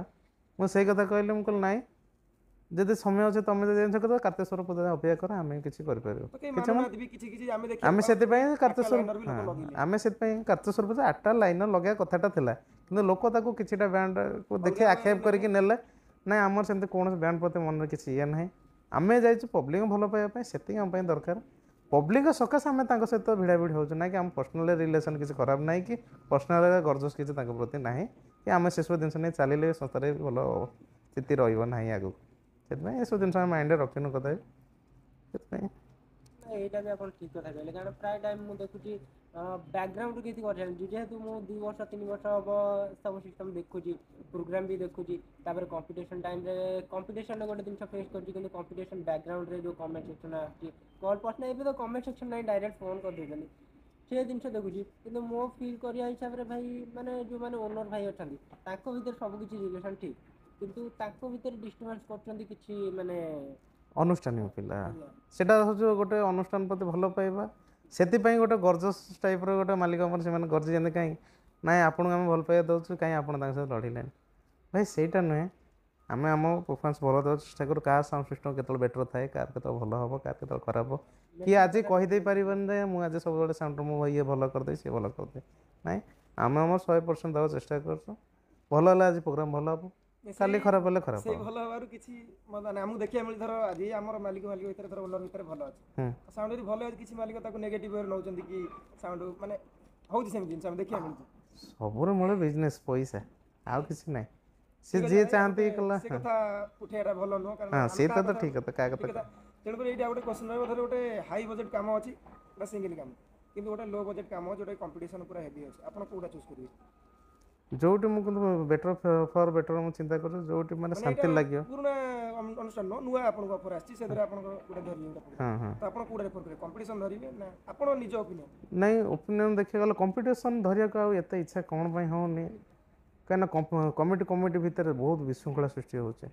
ଯଦି ସେଇଟା ବନ୍ଦ ହେଇଯାଉ, କମ୍ପିଟିସନ୍ କ'ଣ ଲୋ ବଜେଟ୍ କ'ଣ ହାଇ ବଜେଟ୍ ସବୁ କାମ କରିବାକୁ ଇଚ୍ଛା। କମ୍ପିଟିସନ୍ କର, ଏନ୍ଜୟ କର, କିନ୍ତୁ ଝଗଡ଼ା ଝାଟି ବନ୍ଦ କର। ଏଇଟା ଆଗେ ବନ୍ଦ।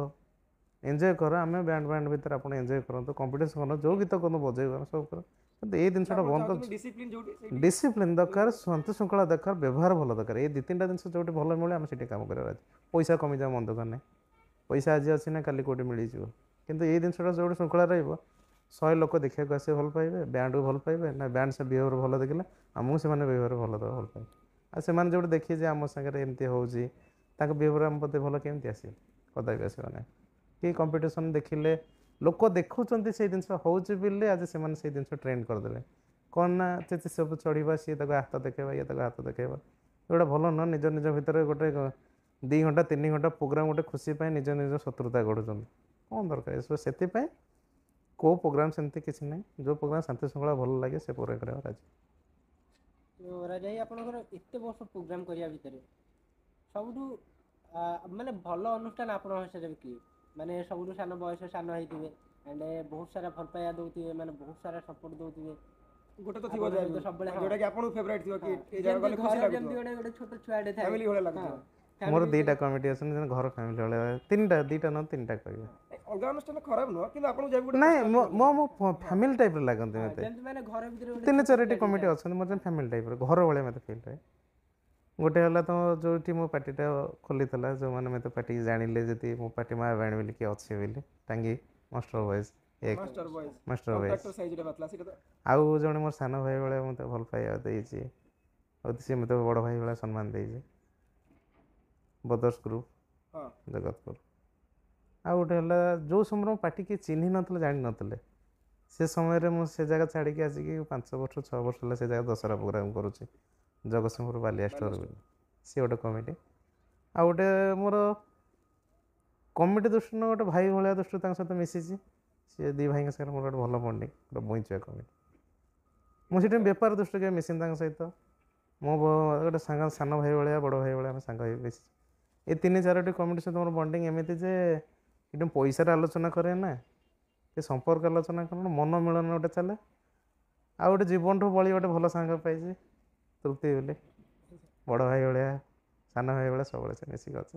ଏଇ 3-4 ଜାଗା ମୋତେ ଭଲ ଲାଗେ ସବୁ। ଆଉ ଗୁରୁଜନ ଅନୁଷ୍ଠାନ, ଗୁରୁଜନ ବଡ଼ ଭାଇ, ଇଏ ତ ସାନ ପିଲାଙ୍କ କଥା ହେଲା। ସେମିତି ବାବାଙ୍କ ସାଙ୍ଗରେ ଅଛନ୍ତି, 3-4ଟା କମିଟି ଅଛନ୍ତି, ଭଲ ଭଲ କମିଟି ଅଛନ୍ତି, ଯାହାକି ତାଙ୍କ ଭିତରେ ଗୋଟେ ଛତିଆ ବୋଲି ତାଙ୍କର ଭଲ କମିଟି, ତାଙ୍କ ସହିତ ବଣ୍ଡିଙ୍ଗ ଅଛନ୍ତି, ତାଙ୍କର ଅଛନ୍ତି ବହୁତ ଭଲ ଭଲ ସମ୍ପର୍କ ଅଛି। ମୋ ସାଙ୍ଗେ ମିଶୁଥିବା କମିଟି ଯେଉଁମାନେ ଅଛନ୍ତି ମୋ ସାନ ଭାଇ ତାଙ୍କ ସହିତ ମୋର ଏଇମାନେ ଅଛନ୍ତି ସବୁ। ଠିକ୍ ଅଛି। ଏଇ ଆମର ନେକ୍ସଟ କ୍ୱେଶ୍ଚିନ୍ ପଚାରିବି, ଆମର ପାର୍ଟିରେ ସମସ୍ତେ କେତେ କିଏ ଓନର୍ ଅଛନ୍ତି ଯିଏ ବିଜନେସ୍ ଉପରେ ଫୋକସ୍ କରୁଛନ୍ତି, ସମସ୍ତଙ୍କୁ ଇକ୍ୱାଲି ଦେଖୁଛନ୍ତି, ତ ମୋ ହିସାବରେ ମୁଁ ଗୋଟେ ଓପିନିଅନ୍ କ୍ୱେଶ୍ଚିନ୍ ପଚାରିବି କି ଆମର ଲୋଡ଼ିଂ ଅନଲୋଡ଼ିଂ ଯିଏ ଇଏ ଲେଭେଲରେ କାମ କରୁଛନ୍ତି, ମୋ ହିସାବରେ ଦେଖିବାକୁ ଗଲେ ସେମାନଙ୍କ ପାଇଁ ଜାଣି ପାର୍ଟି ଚାଲିବ, ପହଞ୍ଚିବ ରାତି ଅନିଦ୍ରା ହେଇକି ଆପଣ ସବୁ କିଏ ରେଷ୍ଟ କରିଥିବେ, ସେମାନେ ଜାଣି ପାର୍ଟିଟା ଷ୍ଟାର୍ଟ କରିବେ ନାହିଁ, ତ ଆପଣ ସେମାନଙ୍କ ପାଇଁ କ'ଣ କହିବେ? ସେମାନଙ୍କୁ କେତେ ଇମ୍ପୋର୍ଟାନ୍ସ ଦିଅନ୍ତି? ସେମାନଙ୍କ ପାଇଁ ହିଁ ପାର୍ଟି ଚାଲିଛି ମଜା ଲାଗେ। ମୁଁ ତ ସମସ୍ତଙ୍କ ସାଙ୍ଗେ ମିଶିକି ମୁଁ କେବଳ ଓନର ଭଳିଆ ପାର୍ଟିରେ କେବେ ଯାଇନି। ମୋ ପିଲାଙ୍କ ସହିତ ଯେଉଁମାନେ କଳାକାର ଅଛନ୍ତି, ଯେଉଁମାନେ ମୋ ପାର୍ଟିରେ କାମ କରୁଛନ୍ତି, ସମସ୍ତଙ୍କ ପାଇଁ ସମାନ। ଯେହେତୁ ସେମାନେ କର୍ମ ହିସାବରେ ତାଙ୍କ ପ୍ରାପ୍ୟ ପାଉଛନ୍ତି, ସେଇଟା ଦୋସରା କଥା, କିନ୍ତୁ ମୁଁ କେବେ କାହାକୁ ମୋର ଇଏ ପିଲା ସେ ପିଲା ମୋର ସେମିତି କିଛି ଆଲୋଚନା ନାହିଁ। ସମସ୍ତଙ୍କୁ ଇକ୍ୱାଲି ମୋର ସମସ୍ତେ ଇକ୍ୱାଲି, ମୁଁ ସମସ୍ତଙ୍କୁ ବସି ଉଠି ଖାଇ ପିଏ, ମୋର ସେମିତି କିଛି ନାହିଁ ତାଙ୍କ ସହିତ।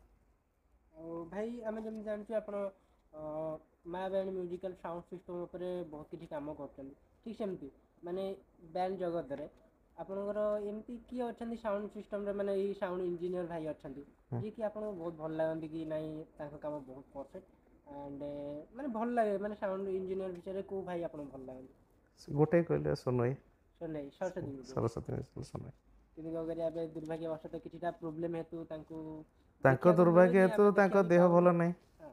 ଆଉ କିଛିଟା କମିଟି ମାନଙ୍କ ସକାଶେ ତାଙ୍କ ସହିତ ମୋ ବଣ୍ଡିଂଟାକୁ ଟିକେ ଫାଟ ଭଳିଆ ସୃଷ୍ଟି କରିଦେଇଛନ୍ତି ସେମାନେ। କିନ୍ତୁ ସୋନୁ ଭାଇଙ୍କର ବହୁତ ଭୂମିକା ରହିଛି ବାହାଣି ମ୍ୟୁଜିକାଲରେ କହିବାକୁ ନା ଗଲେ। ଭୂମିକା ନୁହଁ, ମୋ ପ୍ରତି ଭୂମିକା ରହିଛି। ବାଣୀ ପ୍ରତି କହିବେନି, ସେଇଟା ମୋ ପ୍ରତି କାହିଁକି ନା ତାଙ୍କୁ ଯେହେତୁ ମୋର କେହି ଗୁରୁ ନାହାନ୍ତି, ମୁଁ ତାଙ୍କୁ ମନେ ଗୁରୁ ବୋଲି ଭାବେ। ତାଙ୍କ ସହିତ ବହୁତ କିଛି ଜିନିଷ ଡିସ୍କସନ୍ କରେ, ଆଲୋଚନା କରେ ଯେତେବେଳେ ପାଟି ପାଖରେ ଥାଏ। ନା ଭାଇ ଏଇଟା କରିବା, କେମିତି କରିବା, ଏଇଟା କରିବା, ଏମିତି କରିବା। ଭାଇ ନ କହିଲେ ବି ତାଙ୍କ କଥା ପଦକରେ ମୁଁ ବହୁତ କିଛି ଜାଣିନି, ଯାହାକି ତାଙ୍କ କଥାରୁ ମୋତେ ଶିକ୍ଷା ମିଳେ ବହୁତ କିଛି। ଆଉ ମୁଁ ଯେହେତୁ ପଢ଼ିବା ପିଲା, ଯେହେତୁ ଇଲେକ୍ଟ୍ରିକାଲ ଇଞ୍ଜିନିୟର ପଢ଼ାପଢ଼ି କରିଛି, ତ ମୁଁ ସାଉଣ୍ଡର ବହି କିଛି ପଢ଼ାପଢ଼ି କରି ଏ ବିଷୟରେ ଜାଣିଲି, ସବୁ କିଛି ଜାଣିପାରିଲି। କିନ୍ତୁ ଭବିଷ୍ୟତ ଇଚ୍ଛା ଅଛି, ଯିବି ବାହାରୁ ଟିକେ ଯିବି, 3-4 ମାସ ସାଉଣ୍ଡ କୋର୍ସ ଯିବି କରିବା ପାଇଁ। ଏଇଟା ବି ବହୁତ ଜଲ୍ଦି ବି ହେଇପାରେ, 1-1.5 ବର୍ଷ ଭିତରେ। ହବାର ଅଛି ତାହେଲେ। ହଁ, କମ୍ପଲସରି ଯିବି। ମାନେ ମା ବାଣୀ ମ୍ୟୁଜିକାଲ କିଛି ଆଗକୁ ଯାଇ କିଛି ନୂଆ ମୋଡିଫାଇ କରୁଛି ଆଉ। ମଡ଼ିଫାଇ ତ ନୁହଁ, ଏଇଟା କହିପାରିବି କି କ୍ଲାରିଟିରେ କିଛିଟା ଚେଞ୍ଜଅପ୍ ଆସିବ। ସଙ୍ଗୀତର କିଛିଟା ନ୍ୟୁ ଫୋକସ୍ ଦିଆହେବ। ଆଉ କିଛିଟା ବ୍ୟାଣ୍ଡ ଜଗତ କିଛିଟା ଚେଞ୍ଜଅପ୍ ଆଣିବାକୁ ଚେଷ୍ଟା କରାଯାଉ, ଯାହାକି ପ୍ରଶାସନ ବିରୋଧ ହେବାର ନାହିଁ, କମିଟିର ବିରୋଧ ହେବାର ନାହିଁ। ଯୋଉଠି ଯୋଉ ଭଲ ପାଇବା ସାଉଣ୍ଡ ସେତିକି ଯୋଜନା ଯେମିତି ଚଲାଇଛି। ମାନେ କିଛି ଯୋଉମାନେ ମ୍ୟୁଜିକାଲ ଲଭର ଅଛନ୍ତି, ସଙ୍ଗୀତ ଲଭର ଅଛନ୍ତି, ହଁ ସେ ଠିଆ ହେଇକି ଶୁଣିବେ କି ନାଇଁ ଗୋଟେ ଗୀତ ବାଜୁଛି। ହଁ, ସେଇଟା ହେଇପାରେ, ଯଥାଶୀଘ୍ର ଚେଷ୍ଟା ଚାଲିଛି। ଆଉ ବହୁତ ସାରା ପ୍ରୋଗ୍ରାମରେ ଆମେ ଯେହେତୁ ସୋନୁ ଭାଇଙ୍କର କ'ଣ ପ୍ରୋବ୍ଲେମ୍ ହେଇଛି ସେ ଜିନିଷ ତ ଆମେ କହିପାରିବୁନି। ହଁ ଯେହେତୁ ସିଏ ଆବସେଣ୍ଟ ଅଛନ୍ତି, ଆମକୁ ଟିକେ ଭଲ ଲାଗୁନି। ସୋ ଭିଡ଼ିଓ ମାଧ୍ୟମରେ ଯଦି ବି ଭିଡ଼ିଓ ଦେଖୁଥିବେ କି ନ ଦେଖୁଥିବେ ତ ମୋତେ ଜାଣିନାହିଁ। ଯଦି ବି ଭାଇ ଭିଡ଼ିଓ ମାଧ୍ୟମରେ ଦେଖୁଥିବେ, ତାଙ୍କର ପ୍ରଶଂସକ ଦେଖୁଥିବେ, ତାହେଲେ ଭିଡ଼ିଓ ମାଧ୍ୟମରେ ତାଙ୍କୁ କ'ଣ ମେସେଜ୍ ଦେବାକୁ ଚାହିଁବେ? ଠାକୁରଙ୍କ ପାଖରେ, ଜଗନ୍ନାଥ ପାଖରେ ଏତେ ଇଏ କରେ, ଭାଇ ମୋର ଜଲ୍ଦି ଫେରି ଆସନ୍ତୁ। ଯେମିତି ଆଗରୁ ସମ୍ପର୍କ ବଣ୍ଡିଙ୍ଗ ମୋର ଯେମିତି ଭାଇଙ୍କ ସହିତ ଭଲ ଥିଲା, ସେମିତି ସୃଷ୍ଟି ହେଇଯାଉ। ଆଉ କିଛି ନାହିଁ, ଏତିକି କହିବି। ମୁଁ କହିଲି ଅଜୟ, ଆମର ଯେଉଁ ଆପଣ କହିଲେ ଆମର ମାନେ ଫାଷ୍ଟ ଆପଣ ଷ୍ଟାର୍ଟ କରିଥିଲେ ପାର୍ଟି କହିଲେ ବିଜନେସ୍ ଆପଣଙ୍କର ଅଲଗା ଥିଲା। ପାର୍ଟି ଛାଡ଼ି ଅଲଗା ବିଜନେସ୍ କ'ଣ, ସେଇଟା ଅଡ଼ିଏନ୍ସ ମାନେ ଧର ଜାଣିବାକୁ ଚାହିଁବେ। ଆପଣ ପାର୍ଟି ଛାଡ଼ି ଅଲଗା ନାଇଁ, ବିଜନେସ୍ କ'ଣ? ସେଇଟା ତ ନିଜର Personal ପର୍ସନାଲ ରହିବ। ଇଏ, ଛୋଟ ମୋଟ ବିଜନେସ୍ ସାଇଡ଼ରେ ଚାଲିଛି। ତାକୁ ପବ୍ଲିକ ବାଣୀ ଭଲ ପାଇଥାନ୍ତେ, ତା ପ୍ରତି ଧ୍ୟାନ ବେଶୀ ଦିଅନ୍ତେ, ତାକୁ ଛାଡ଼ି ପର୍ସନାଲ ଆପଣଙ୍କର ବିଷୟ ଡିଜେ ଛାଡ଼ିଦେବେ। ଥିଲା, ମୁଁ ରାଜକନିକାରେ ଥିଲି, ମୁଁ ରାଜକନିକାରେ ଡିଜେ ସେଟଅପ୍ ମୁଁ ଦେଖିଥିଲି। ସେ ଷ୍ଟ୍ରଗଲ୍ ଲାଇଫ୍ର ଗୋଟେ ପାର୍ଟ ଥିଲା। ମୁଁ ରାମନବମୀରେ ଦେଖିଥିଲି ୟେଲୋ ଆଇଚର, କିନ୍ତୁ ୟେଲୋ ଆଇଚର ମାନେ ବାଣୀ ଜାଣିଛି କିନ୍ତୁ ଅଟୋମେଟିକ୍। ଭାଇ ଜଣେ ଦେବି, ସେତେବେଳେ ମେ ବି ପ୍ରାୟ ସମସ୍ତେ ଜାଣିନାହାନ୍ତି, ମୁଁ ବି ଜଣେ କଳାକାର ଥିଲି। ମୁଁ ଯାଇଛି ଗୋଟେ ପ୍ରୋଗ୍ରାମ କରିବା ପାଇଁ, ମୁଁ ଏ ସେଟଅପ୍ ଦେଖିଥିଲି, ବକ୍ସରେ ଲେଖା ହୁଏ MB ଲେଖା ହୁଏ।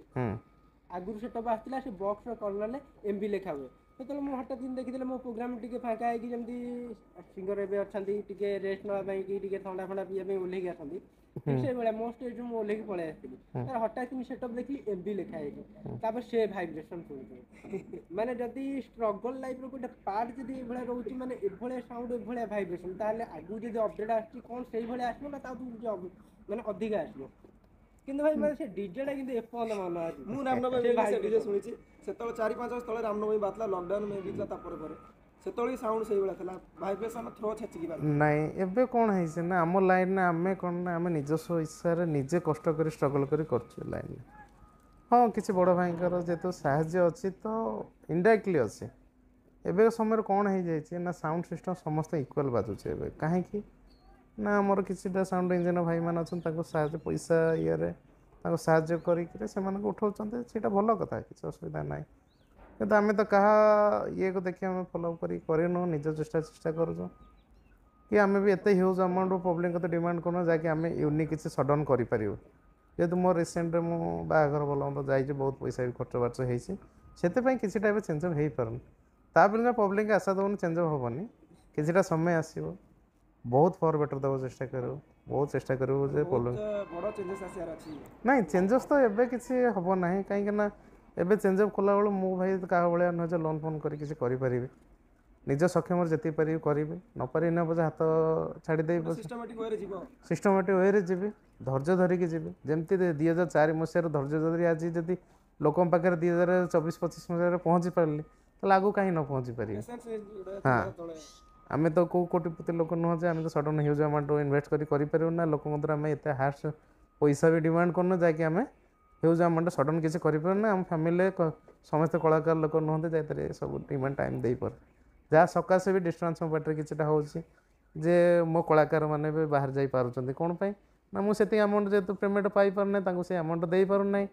ସେମାନଙ୍କ ବି ଭବିଷ୍ୟତ ଅଛି, ସେମାନେ ଅନ୍ୟ ଜାଗା ଯାଇବାକୁ ଭଲ ପାଉଛନ୍ତି। ଆପଣ ହିସାବରେ ଏବେ ସାଉଣ୍ଡ ସିଷ୍ଟମରେ ଯେତିକି ମାନେ ଖର୍ଚ୍ଚ ହେଉଛି, ଷ୍ଟାଫ୍ ମାନେ ଯେତିକି ପେମେଣ୍ଟ ନେଉଛନ୍ତି, ମୋ ହିସାବରେ ଏବେ ଦେଖିବାରେ ଭାଇ ଏବେ ମାର୍କେଟରେ କିଛି କଳାକାର ଆସୁଛନ୍ତି, ଗୋଟେ ସିଜନ୍ କ'ଣ କାମ କରିଦେଉଛନ୍ତି, ତାପରେ ସିଏ ତାଙ୍କ ନିଜକୁ ମାନେ ବଡ଼ ବଡ଼ କଳାକାରମାନଙ୍କ ସହିତ କମ୍ପେୟାର କରୁଛନ୍ତି, ଯେଉଁଟାକି ତାଙ୍କୁ ଆକ୍ଚୁଆଲି ଖରାପ ଲାଗୁଛି। ନାଇଁ ଆମେ ଏତେ ବର୍ଷ ରହିକି ଆମେ ଏତେ ଡିମାଣ୍ଡ କରିନୁ, କିନ୍ତୁ ଏବେ ଆସିକି ଭାଇମାନେ ଏତେ କଳାକାର ଭାଇମାନେ ଏମିତି ଡିମାଣ୍ଡ କରୁଛନ୍ତି। ସେଇ ହିସାବରେ ମାନେ ଆପଣଙ୍କୁ ଏବେ କ'ଣ ଲାଗୁଛି, ମାନେ ଏବେ ଯେଉଁ ଭାଇମାନେ ଅଛନ୍ତି ମୁଁ ଦେଖୁଛି ବହୁତ ଅଧିକା ଡିମାଣ୍ଡ କରୁଛନ୍ତି, ମାନେ ପେମେଣ୍ଟ କି ଆମକୁ ଏତେ ଏକ୍ସଟ୍ରା ପେମେଣ୍ଟ ଦିଅନ୍ତୁ, ଏତେ ଆଡ଼ଭାନ୍ସ ଦିଅନ୍ତୁ। ସେଥିପାଇଁ ମାନେ କ'ଣ କହିବାକୁ ଚାହିଁବେ ମାନେ ଏ ବିଷୟରେ? ନାଇଁ ସେମାନେ ଖଟୁଛନ୍ତି, ତାଙ୍କ ପ୍ରାପ୍ୟ ମାଗୁଛନ୍ତି, କିନ୍ତୁ ଆମ ହିସାବରେ ସେ ଦେଖିବାକୁ ଭାଇମାନେ ଗଲେ ତ ହଁ ଅଲଗା ଅଛନ୍ତି ଭାଇ, ସିଏ ଅଲଗା। କିନ୍ତୁ ଯେଉଁମାନେ ନିଜଠୁ ଅଧିକା କିଛି ଅଧିକା ଏକ୍ସପେକ୍ଟ କରୁଛନ୍ତି, ଯେଉଁଥିପାଇଁ ପ୍ରାୟ ଖାଲି ଆପଣ ନୁହନ୍ତି ପିଲା ଏବେ କଳାକାର କିଛି ଭାଇମାନେ ଅଛନ୍ତି ଯେଉଁମାନେ ନୂଆ ନୂଆ ଆସେ, ସେମାନେ ଭାବୁଛନ୍ତି ଆମେ ପୁରୁଣା କଳାକାର କ'ଣ ଆମ ଆଗରେ, ତାଙ୍କ ମାଇଣ୍ଡରେ ଏକରେ ଇଏ ଆସୁଛି ଆମେ ନୂଆ ଯୁଗର ପିଲା, ଆମେ ଯାହା କରିପାରୁ ସେ କିଛି କରିପାରିବେନି। ସେମାନଙ୍କ ମାଇଣ୍ଡରେ କେବେ ଗୁରୁଜନ ପ୍ରତି ଆଉ ଆଗ ଭଳିଆ ସମ୍ମାନ ନାହିଁ। ଆଗେ ଦେଖିବେ କହିଲେ ଆସିଲେ ଗୋଟେ ବଡ଼ କଳାକାର କିଏ ଆସିଲେ ସେ ଯେମିତିଆ ହୁଅନ୍ତୁ ଗୋଟେ ସମ୍ମାନ ବୋଲି ଗୋଟେ ଜିନିଷ ଥିଲା। ଏବେ ନୂଆ କଳାକାର ସେ ସମ୍ମାନ ଆଗେ ନାହିଁ। ତାପରେ ପଇସା ବଢ଼େଇବାର କାରଣ ହେଉଛନ୍ତି କିଛିଟା ନ୍ୟୁ ବ୍ୟାଣ୍ଡ ଯେଉଁ ଓପନିଂ ହେଉଛନ୍ତି, ସେମାନେ ଦେଖୁଛନ୍ତି କ'ଣ ନା ଏ ବ୍ୟାଣ୍ଡରେ ଏବେ କ'ଣ ହେଲା ନାଇଁ ଏମାନେ ସମ୍ମାନିତ ପାଉଛନ୍ତି, ଭଲ ପାଇବା ପାଉଛନ୍ତି। ସେମାନେ ଅନ୍ୟ ପ୍ରଫେସନ୍ ସବୁ ଥିଲେ, ଏ ପ୍ରଫେସନ୍କୁ ସେମାନେ ସୋସିଆଲ ମିଡ଼ିଆ ଦେଖିକିରି ଲୋକ ଭଲ ପାଇବା ଦେଖି ଏଣ୍ଟ୍ରି କରୁଛନ୍ତି। ନାଇଁ ସେମାନେ ଆଜି ଏତିକି ପଇସା ନେଉଛନ୍ତି, ଆମେ ଆଉ କିଛିଟା ନୂଆ କଲେ ଆମେ ତାଠୁ ଅଧିକା ପଇସା ପାଇବା। ସେମାନେ ଅଧିକା ଆଶା ଦେଖି କଳାକାର ନେଇଯାଉଛନ୍ତି। ଠିକ୍ ଅଛି ନିଅ କିଛି ନାହିଁ, କଳାକାର ମାନେ ଡେଭଲପମେଣ୍ଟ ପାଉଛନ୍ତି, କିନ୍ତୁ ତାଙ୍କୁ ନେଲା ପରେ ବିହେଭିଅର ତାଙ୍କୁ ତ ଠିକ୍ କରୁନାହାନ୍ତି। ତାଙ୍କୁ ବଡ଼ ଆଶା ଦେଖି ଏମିତି ଜାଗା ଫସାଇ ଯାଉଛନ୍ତି, ସେ ମାଲିକ ମାନେ କଳାକାରକୁ ଏମିତି ସମୟରେ ଫସାଇ ଦେଉଛନ୍ତି, ସେ କଳାକାର ଏମିତି ସମୟରେ ହଇରାଣ ହେଉଛନ୍ତି ସେମାନେ ନିଜେ ଭାବିପାରୁନାହାନ୍ତି। ଏ ବିଷୟରେ ବି ଆମ କଳାକାର ଭାଇମାନେ ବି ଟିକେ ଧ୍ୟାନ ଦେବା ଦରକାର। ସେମାନେ ଆଉ ଗୋଟେ ଜିନିଷ ମୁଁ ନିଜ କଥା କହୁଛି, ମୁଁ କେତେବେଳେ ଚାହେଁନି ମୋ କଳାକାର କମ୍ ଆମାଉଣ୍ଟ ପାଆନ୍ତୁ, କିନ୍ତୁ ଯେହେତୁ ତାଙ୍କ ଫ୍ୟାମିଲି ଅଛି ସେମାନେ ତାଙ୍କ ଫ୍ୟାମିଲି ଚିନ୍ତା କରି ଅନ୍ୟ ଜାଗା ପଳେଇ ଯାଉଛନ୍ତି। କିନ୍ତୁ ମୁଁ ଚାହେଁନି ମୋ କଳାକାର କେବେ ମୋତେ ଛାଡ଼ିକି ଯାଆନ୍ତୁ। ମୁଁ ଗୋଟେ କଳାକାର କେବେ ଖରାପ ଇଏ ଚାହେଁ ନା। ମୁଁ ଚାହେଁ ନା ଗୋଟେ ସିଷ୍ଟମେଟିକ୍ ଗଲେ ମୁଁ ଦୁଇ ପଇସା ଦେବା ପାଇଲେ ତାଙ୍କୁ ଦୁଇ ପଇସା ଦେବି। କିନ୍ତୁ ଆଜିକାଲିକା ନ୍ୟୁ ବ୍ୟାଣ୍ଡ ମାନେ ତ ସେ ତ ପଇସା ତ ଭାଇ ତାଙ୍କ ଦ୍ୱାରା ଅଜସ୍ର ଅଛି, ସେମାନେ ପଇସାରେ କଥାବାର୍ତ୍ତା କରୁଛନ୍ତି କିନ୍ତୁ ବିହେଭିଅର କଥାବାର୍ତ୍ତା କରୁଛନ୍ତି। ରାଜା ଏଇଠି କୁହନ୍ତୁ ମାନେ ଏତେ ବର୍ଷ ଭିତରେ ବେଷ୍ଟ ସେଟଅପ୍ ପୁରା ମାନେ ଥିଲା ସିଷ୍ଟମେଟିକ୍, ମାନେ ଷ୍ଟାଫ୍ ସହିତ କୋର୍ଡିନେସନ୍ ସରିକି ପୁରା ମାନେ ତାଗଡ଼ା ସେଟଅପ୍ ଥିଲା, ମାନେ କେଉଁ ବର୍ଷର କେଉଁ ଇୟର୍ଟା ପୁରା ଥିଲା ପୁରା ସେଟଅପ୍? କୋଭିଡ଼ ପର ବର୍ଷ ଯାହାକି ମୋର ଏକ୍ସପେକ୍ଟେସନ୍ ବାହାର ଥିଲା। ମୁଁ କଦାପି ଭାବିନଥିଲି ଯେ ଏତେ ଲୋକ ଏତେ ଭଲ ପାଇବା ଦେବେ କି ଲୋକ ମୋତେ ଜାଣିବେ। କେନ୍ଦ୍ରାପଡ଼ାରେ ମା ବାଣୀ କଲେ କେହି ଜାଣିନଥିଲେ, କିନ୍ତୁ ଏବେ 8-10ଟି ଜିଲ୍ଲାରେ ଯାଇ ମା ବାଣୀ ପଚାରିଲେ ଲୋକ ଜାଣୁଛନ୍ତି। କ'ଣ ନାଁ ମେନସନ୍ କରିହେବ କି କିଏ କିଏ ଥିଲେ ସେତେବେଳେ? ମାନେ ସେତେବେଳେ ଗଗନ ଭାଇ ଥିଲେ, ଗଗନ ଥିଲେ, ରବି ଥିଲେ, ସାକ୍ସଫୋନ୍ ରବି ମାଷ୍ଟର ଥିଲେ, ସିଙ୍ଗର ଆମର ତାପସାଇ ବୋଲି ଜଣେ ବହୁତ ପୁରୁଣା ସିଙ୍ଗର ଆମର ଥିଲେ, ଦେବ ଭାଇ, ଝିଲ ଦିଦି, ରିଦିମର ସୁଶାନ୍ତ ଭାଇ ଥିଲେ, କୈବଲତା ବୋଲି ଜଣେ ସିଙ୍ଗର ଥିଲେ। ବହୁତ ବଡ଼ ଭୂମିକା ରହିଥିଲା ସେତେବେଳେ ବାଣୀ ମାନେ କିଛି ସେମିତି ଏକ୍ସପେକ୍ଟେସନ୍ କିଛି ନଥିଲା, କିନ୍ତୁ ଏତିକି ଥିଲା ଆମେ କ'ଣ କରିବା, କଷ୍ଟ କରିବା। ଆଉ ସେତେବେଳେ କଳାକାର ଏବେ କଳାକାର ବି ତ ବହୁତ ଡିଫରେଣ୍ଟ। ସେତେବେଳେ ଯେଉଁ ଆମେ ମାସେ ରିହର୍ସାଲ୍ କରିଛୁ, ଗୋଟେ କହିବାକୁ ଗଲେ ଯେମିତି ସଙ୍ଗୀତକୁ ଆମର ଖାଇବା ଭାତ ଥାଳି କରିଦେଇଛୁ ପୁରା। ଏଇ ବର୍ଷ ଶୁଣିବାକୁ ମିଳୁଛି ଯିଏ କି ରିହର୍ସାଲ୍ ଟାଇମ୍ ଦିଆହେଇନି, ଯାହା ହେଉଛି ଡାଇରେକ୍ଟ ପ୍ରୋଗ୍ରାମ ଉପରେ ହେଉଛି। ନାଇଁ ଟାଇମ୍ ନ ଦେବାର କାରଣ ହେଉଛି ଦେଖ ଫ୍ୟାମିଲି ଗୋଟେ ଜିନିଷ ଅଛି, ଯେହେତୁ ମୋର ଏ ବର୍ଷ ପ୍ରଥମ ବାହାଘର ହେଲା, ବାହାଘର ବର୍ଷ ବହୁତ କିଛି ଜିନିଷ ଥାଏ, ଟାଇମ୍ ଦେବାକୁ ପଡ଼େ। ପ୍ରଥମ ବର୍ଷ ସରିଲେ ବହୁତ ଜିନିଷ ମ୍ୟାନେଜ୍ ହେଇଯାଏ, ଯାହାକି ମୋର ପ୍ରଥମ ବର୍ଷ ଯଦି ବାହାଘର ମୋତେ ଟାଇମ୍ ଦେଇପାରିଲି ନାହିଁ ସଙ୍ଗୀତକୁ ଟୋଟାଲି। ତାପରେ ବି ମୋ ବାହାଘର ସମୟ ଯେହେତୁ ମୋର ବାହାଘର ବହୁତ ପଇସା ଖର୍ଚ୍ଚ ଭଲ ମନ୍ଦ ହେଲା, ସେ ସମୟରେ କିଛିଟା ମାଲିକ ଫାଇଦା ଦେଖି ମୋ ବହୁତ କଳାକାର ପଇସା ଆମାଉଣ୍ଟ ବଢ଼େଇକି ନେଲେ। ଠିକ୍ ଅଛି ସେ କଳାକାର ଅଧିକ ପଇସା ପାଇଲେ ଗଲା ପରେ ବି ସେ ଜାଗାଟା ହଇରାଣ ହେଉଛନ୍ତି। ନାଇଁ ହଇରାଣ ତ ହେଉଛନ୍ତି, ବହୁତ ସାରା କଳାକାର ଯାଇଛନ୍ତି ଆପଣ ମ୍ୟୁଜିକାଲରେ, ଯେଉଁମାନେ ମାନେ ପ୍ରାୟ ସମସ୍ତେ ନୁହନ୍ତି, କିଛି କିଛି ଜାଗାରେ ଏମିତି କିଛି କିଛି ମ୍ୟୁଜିକାଲ ଅଛନ୍ତି ଭାଇମାନେ। ଏଠି ଦେଖିଥିଲି ଗୋଟେ ଅଲଗା ପ୍ରକାର, ସେ ବଜେଇବା ଷ୍ଟାଇଲ, ସେ ଗାଇବା ଷ୍ଟାଇଲ, ସେଇ ମାନେ ସେଇ ଥ୍ରୋ ତାଙ୍କର ଥିଲା, ମାନେ ଦେଖିଲେ ଲାଗୁଥିଲା ହଁ ଭାଇ ଜଣ କ'ଣ ବଜାଉଛି ଠିଆ ହେଇକି ଶୁଣିବାକୁ ଲାଗୁଥିଲା କିନ୍ତୁ ସେ ଏବେ କୋର୍ଡିନେସନ ଆଉ ବନି ପାରୁନି ସେ ଆଉ ଜିନିଷ ନାହିଁ। ସେ ଜିନିଷ ସେଠି କୋର୍ଡିନେସନ କାହିଁ ବନି ପାରୁନି ଏଠି ତ ସେ ବି ଜିନିଷ କଳାକାର ଅଛନ୍ତି ହଁ ତ ପଇସା ଏଠି ପାଇଁ କୋର୍ଡିନେସନ ବନୁଥିଲା ମ୍ୟୁଜିକଟା ସେମାନେ ଆଉଟପୁଟ ସେଠି ଦେଇ ପାରୁନାହାନ୍ତି କାହିଁ ସେଇଭଳିଆ ପଇସା ପାଇଁ ଯାହା ତାଙ୍କର ନଷ୍ଟ ହଉଛି ସେ ଜିନିଷ ଅଲଗା ସିଏ ଭାଇ ସେଠି ବି ଯିଏ ଷ୍ଟାଫ୍ ଅଛନ୍ତି ବୁଝିପାରିବେ ଜିନିଷ କଳାକୁ ଅଛି। ଭାଇ ଠିକ୍ ଅଛି ଯିଏ ନ ବୁଝିପାରିବେ ନାହିଁ କିନ୍ତୁ ଯେଉଁ କୋଶ୍ଚିନ୍ ଏବେ କେହି ପଚାରିନାହାନ୍ତି ମେ ବି କୌଣସି ଓନର ଭାଇମାନଙ୍କୁ କି କାହାକୁ ପଚାରିନାହାନ୍ତି ସେ ଜିନିଷ ମୁଁ ରଖିବାକୁ ଚାହିଁବି ସୋସିଆଲ ମିଡ଼ିଆ ଉପରେ ଯେତେବେଳେ ସୋସିଆଲ ମିଡ଼ିଆ ନଥିଲା ଆମେ ତ ଏବେ ଏବେ ଆସିଛୁ ଆପଣଙ୍କ ଗାଁରେ ସାନ ପିଲା କି ସାନ ଭାଇ ହିସାବରେ କହିଲେ ଚଳେ ଯେତେବେଳେ ସୋସିଆଲ ମିଡ଼ିଆ ନଥିଲା ସେତେବେଳେ ପ୍ରାୟ ସମସ୍ତେ ଦେଖିବାକୁ ଯାଉଥିଲେ ପ୍ରୋଗ୍ରାମ୍ କି ମା ବାଇ ମ୍ୟୁଜିକାଲ ସେଠି କ'ଣ ବଜୁଛି ଆମେ ଯିବା ଟିକେ ଦେଖିକି ଆସିକି ଆମର ବୁକିଂ କରିବାର ଅଛି କି ସତରେ ମ୍ୟୁଜିକାଲ କ'ଣ ବଜୁଛନ୍ତି କି ଏ ମ୍ୟୁଜିକାଲ ସେ ମ୍ୟୁଜିକାଲ କ'ଣ ବଜୁଛନ୍ତି ଦେଖିବାକୁ ଆସୁଥିଲେ ସେତେବେଳେ ଏତେ କିଛି ନଥିଲା ଯେତେବେଳେ ସୋସିଆଲ ମିଡ଼ିଆ ଯୁଗ ଆସିଲା ସମସ୍ତେ ଭିଡ଼ିଓ ବନେଇଲେ ୟୁଟ୍ୟୁବର ହେଲେ ତାପରେ ସବୁଠୁ A to Z ସବୁ ଜିନିଷ ସୋସିଆଲ ମିଡ଼ିଆରେ ଜଣେ କେଉଁଠିକି ନ ଯାଇକି ବି ଘରେ ବସି ଦେଖିପାରିବ ଏଇ ସୋସିଆଲ ମିଡ଼ିଆ ପାଇଁ ମାନେ ଆପଣଙ୍କୁ କ'ଣ ମାନେ କ'ଣ ଫାସିଲିଟି ମିଳୁଛି ମାନେ କ'ଣ ଆପଣଙ୍କର ମାନେ ଭଲ ହେଉଛି କ'ଣ କ'ଣ କ୍ଷତି ନେଗେଟିଭ କ'ଣ ହେଉଛି ହଉଛି ସେ ବିଷୟରେ ଆମେ ଜାଣିବାକୁ ଚାହୁଁଛୁ ମାନେ ସେ ଜିନିଷ ଜାଣିବାକୁ ଚାହୁଁଛୁ ସୋସିଆଲ ମିଡ଼ିଆରେ ଯେଉଁ ଭିଡ଼ିଓ ସବୁ ଅଛି ତା ପାଇଁ କ'ଣ ମାନେ ଭଲ ଏଇଟା ହେଉଛି ନାଇଁ ଗୋଟେ ନ୍ୟୁ ବ୍ୟାଣ୍ଡ କିଏ ଭଲ ମନ୍ଦ ଯେଉଁମାନେ ବାହାରୁଛନ୍ତି ସେମାନେ ଅତି ଶୀଘ୍ର ପବ୍ଲିକ ପାଖରେ ପହଞ୍ଚି ପାରୁଛନ୍ତି ଏଇଟା ସହଜ ହେଇଯାଉଛି ସେଇଟା ସହଜ ହେଉଛି ତାପରେ ଡିମେରିଟ୍ ବେଶୀ କ'ଣ ହେଉଛି ନା ନ୍ୟାଚୁରାଲ ଜାଗାରେ ଘଟୁଥିବା ଘଟଣା ସେମାନେ ପ୍ରପର ଜାଣିପାରୁନାହାନ୍ତି ହଁ ସେଇଟା ଗୋଟେ ଜିନିଷ ଫିଲ୍ ହେଉଛି କମ୍ପିଟିସନ ଅପିଟିସନ କଣ୍ଟ୍ରୋଭର୍ସି ହେଇଯାଉଛି ସିଏ ଗୋଟେ ଜିନିଷ ତାପରେ ସୋସିଆଲ ମିଡ଼ିଆ ଆସିଲା ପରେ ଆମେ ହଁ କଳାକାର ଭାଇମାନେ ହାଇଲାଇଟ୍ ହେଲେ କଳାକାର ଭାଇମାନେ ଜାଣିଲେ ଦୁଇ ପଇସା ପାଉଛନ୍ତି କିନ୍ତୁ ସେମାନେ ଯେହେତୁ ପଇସା ଆଶାରେ ଅନ୍ୟ ପାର୍ଟିକି ଯାଇକି ନିଜର ଓଜନ ହାରୁଛନ୍ତି ମୋ କହିବା କଥା ମୁଁ ଚାହେଁ ଯେ ମୋ ପାଖରେ ଯେଉଁ ଭାଇମାନେ ଅଛନ୍ତି ମୁଁ ଆଜି ଟଙ୍କାଟା ଦେଇପାରୁନି ତାଙ୍କୁ ମୋ ପାଖରେ ସେଇ ଭାଇମାନେ ନୁହଁନ୍ତି ମୁଁ ତାଙ୍କ ସମୟ ଆସେ ବହୁତ କିଛି କରାଇଦେବି କିନ୍ତୁ ସେ ସମୟ ଯାଏଁ କେହି ଧୈର୍ଯ୍ୟ ଧରୁନାହାନ୍ତି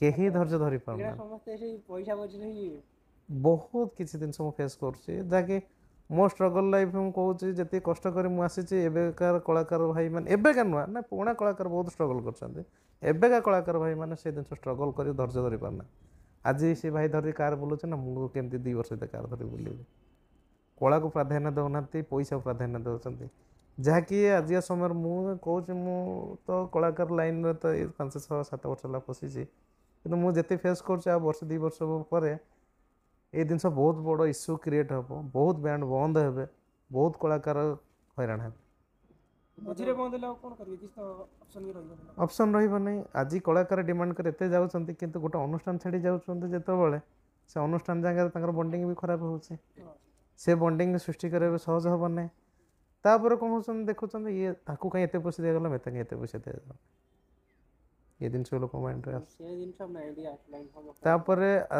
ମୁଁ ଦେଖୁଥିଲି ଆଗେ କଳାକାର ମାନେ ଗୋଟେ ବ୍ୟାଣ୍ଡରେ 10 ବର୍ଷ 12 ବର୍ଷ 15 ବର୍ଷ ବି ସମୟ ଦେଇ ଦେଇଛନ୍ତି ଆଜିକା ସମୟରେ ଆଜି ଆସିଥିବା କଳାକାର କାଲି ତୁମ ପାଖରେ ଭରସା ନେଇ ରହିବ ବୋଲି ଆଉ ବହୁତ ଶୀଘ୍ର ବ୍ୟାଣ୍ଡ ଲାଇନ୍ରେ ଭଲ ତ ହେବ ବୋଲି ମୋତେ କଦାପି ଲାଗୁନାହିଁ ବହୁତ କଳାକାର ବର୍ବାଦ ହେଇଯିବ ଏଥିରେ କ'ଣ କଳାକାର ଆଡ଼େ ସର୍ଟ ହେଲେ କଳାକାର ନୁହେଁ କଳାକାର ସର୍ଟ ନୁହେଁ କଳାକାର ଅଛନ୍ତି କଳାର ପ୍ରାଧାନ୍ୟ କିଛି ରହିବ ନାହିଁ କାହିଁକିନା ଆମେ ଯଦି ଗୋଟେ ପରିବାର ଏକଜୁଟ ହେଇ ରହିଲେ ଯେମିତି ଗୋଟେ ଭାତ ହାଣ୍ଡିରେ ଚାଉଳ ପଡ଼ୁଥିବ ସବୁବେଳେ ସେ ରୋଷେଇଟା ତ ଆମେ ବିଭିନ୍ନ ଭେରାଇଟି ରୋଷେଇ କରି ଖାଇବା ସବୁବେଳେ ଯାଏଁ ଜାଗା ଚେଞ୍ଜ କରିବା ଆଜି ତ ଏଇ ଗୀତ ଉଠେଇଲେ କାଲି ଗଲେ ସେଇ ଗୀତ ଉଠେଇଲେ କାଲି ଗଲେ ସେଇ ଗୀତ ଉଠେଇଲେ ନା ଆମେ କିଛି ଡେଭଲପମେଣ୍ଟ କରିପାରିବା ନା ଗୋଟେ ଆପୋଷ ଚିନ୍ତାଧାରାରେ ଗୋଟେ ଭଲ ମ୍ୟୁଜିକାଲ୍ ଗଢ଼ିପାରିବା କଦାପି ହେବନି ଏଇ ଜିନିଷଟା ମୁଁ 2-3 ବର୍ଷ ଭିତରେ ଫେସ୍ କରୁଛି ଆଉ ବେଶୀ ପ୍ରାଧାନ୍ୟ ପଇସାର ଲୋକ ଦେଉଛି କଳାକୁ ତ ପ୍ରାଧାନ୍ୟ ଦେଉନାହାନ୍ତି କି କଳାକୁ ଠିକ୍ ସେ ଟାଇମ୍ ଦେଉନାହାନ୍ତି ଆଜିକାଲିକା ପିଲା କିଛିଟା ଗୀତ ଶିଖିଗଲେ କି କିଛିଟା ଗୀତ ଜାଣିଗଲେ ନାଇଁ ଆମେ ବଡ଼ କଳାକାର କଳା ହେଉଛି ଆପଣ ଶିଖିବେ ତାପରେ ବହୁତ କିଛି ନଲେଜ ଅଛି ଶିଖିବାର ଆଉ ବହୁତ କିଛି ଟାଇମ୍ ବି ଦେବାକୁ ପଡ଼େ ବହୁତ କିଛି ଶିଖିବାକୁ ପଡ଼େ ଯେତେ ଶିଖିବେ ଭାଇ ସରିବନି କଳା ଗୋଟେ ଏମିତି ଲାଇନ୍ ମୁଁ ଯେ ଯାଇଥିଲି ମୁଁ ଆଜିକା ସମୟରେ କିଛିଟା କଳାକାର କହୁଛି ଯେଉଁ ମାଲିକମାନେ କଳାକାରଙ୍କୁ ଆଫୋର୍ଡ଼ ଦେଉଛନ୍ତି ଟାଇମ୍ ଦେଉଛନ୍ତି ତାଙ୍କ ପାଖରେ ତୁମେ ରୁହ ତୁମେ ବହୁତ କିଛି ଫାଇଦା ପାଇବ ସମୟ ଆସିବ ଆଉ ଯଦି ପଇସା ପାଇଁ ଯାଉଛ ତାହେଲେ ବଡ଼ ବଡ଼ ମାଲିକ ଦେଇ ଯାଅ ତାଙ୍କ ତ ପଇସା ପାଇବ ଆଉ କିଛି ପାଇବନି କଳାର ପ୍ରାଧାନ୍ୟ ପାଇବନି କିନ୍ତୁ ଏଇ ସୋସିଆଲ ମିଡ଼ିଆ କଥା ଆପଣ କ'ଣ କହିବେ ଯେଉଁମାନେ ଭିଡ଼ିଓ ବନାଉଛନ୍ତି ଯେଉଁଥିପାଇଁ ଆପଣଙ୍କର କେତେ ପ୍ରଫିଟ୍ ହେଉଛି କେତେ ଲସ୍ ହେଉଛି କିଛିଟା ଟାଇମ୍ରେ ଏମିତି ମୁଁ ଦେଖିଛି ମାନେ ମୁଁ କରୁଛି ବୋଲି ଗର୍ବ ନାହିଁ ଭାଇ ମୁଁ ବହୁତ ଟ୍ରାଏ କରିଛି କମ୍ପିଟିସନ୍ ବେଳେ ହଉ ସଙ୍ଗ କଲେକ୍ସନ୍ ହଉ ମିଡ଼ିଲ୍ରେ ରହିବା ପାଇଁ ସେଇଟା ସିଚୁଏସନ୍ ଉପରେ ଡିମାଣ୍ଡ କରେ ଯଦି ଲୋକ ଇଏ ହେଲେ ତ ସେମିତି ଆମକୁ ଆସେ କମେଣ୍ଟ ବହୁତ ଧର ଗୋଟେ ଲୋକ ଭିଡ଼ ଅଛନ୍ତି ତା ଭିତରୁ ଗଲେ ଆମର ବି କ୍ଷତି ହେବାର ଚାନ୍ସେସ୍ ଅଛି ତା ଆଗରେ ଛିଡ଼ା ବହୁତ ସାରା ଲୋକ ଅଛନ୍ତି ଆମେ ମେ ବି ମଝିରେ ନାଚୁଥିବେ ସମସ୍ତେ ରହିବାର ଯୋଉଠି ସୁବିଧା ହବ ତ ସୁଟ ହବ ନା ସେଟା। ସେଟା ସୁଟିଂ ହେଉଛି କିନ୍ତୁ କିଛି ୟୁଟ୍ୟୁବର ଅଛନ୍ତି ଜାଣି ଜାଣି କଣ୍ଟ୍ରୋଭର୍ସି ଷ୍ଟାର୍ଟ କରୁଛନ୍ତି ମାନେ ସୋସିଆଲ ମିଡ଼ିଆ ପାଇଁ ମାନେ ମୋ ତରଫରୁ ଏଇଟା ଶିବା ଅଫିସିଆଲ ଡିଜି ତରଫରୁ ଆପଣଙ୍କୁ କ୍ୱେଶ୍ଚିନ୍ ସୋସିଆଲ ମିଡ଼ିଆ ପାଇଁ ମାନେ ଆପଣଙ୍କୁ କେତେ ପ୍ରଫିଟ୍ ହେଉଛି କେତେ ଲସ୍ ହେଉଛି ମାନେ ଏଇ ୟୁଟ୍ୟୁବର ପାଇଁ ମାନେ ସେ ଜିନିଷ ମୁଁ ଜାଣିବାକୁ ଚାହୁଁଛି।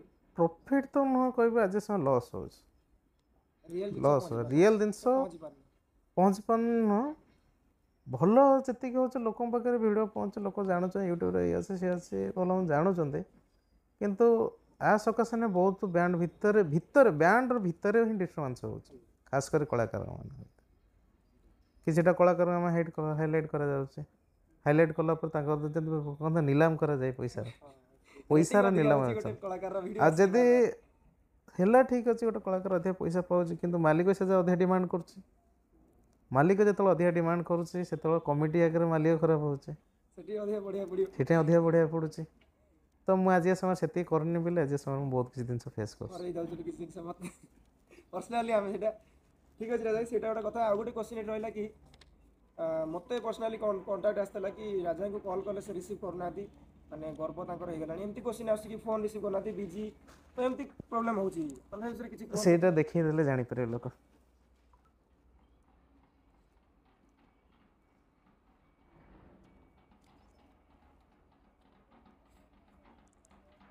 पर डेରେ ଯଦି ଏଇ ଟାଇପ୍ର ଫୋନ୍ ଆସିବ ତାହେଲେ ମୁଁ କାହା ଫୋନ୍ ରିସିଭ୍ କରି କାହାର ଆନ୍ସର୍ ଦେଇପାରିବି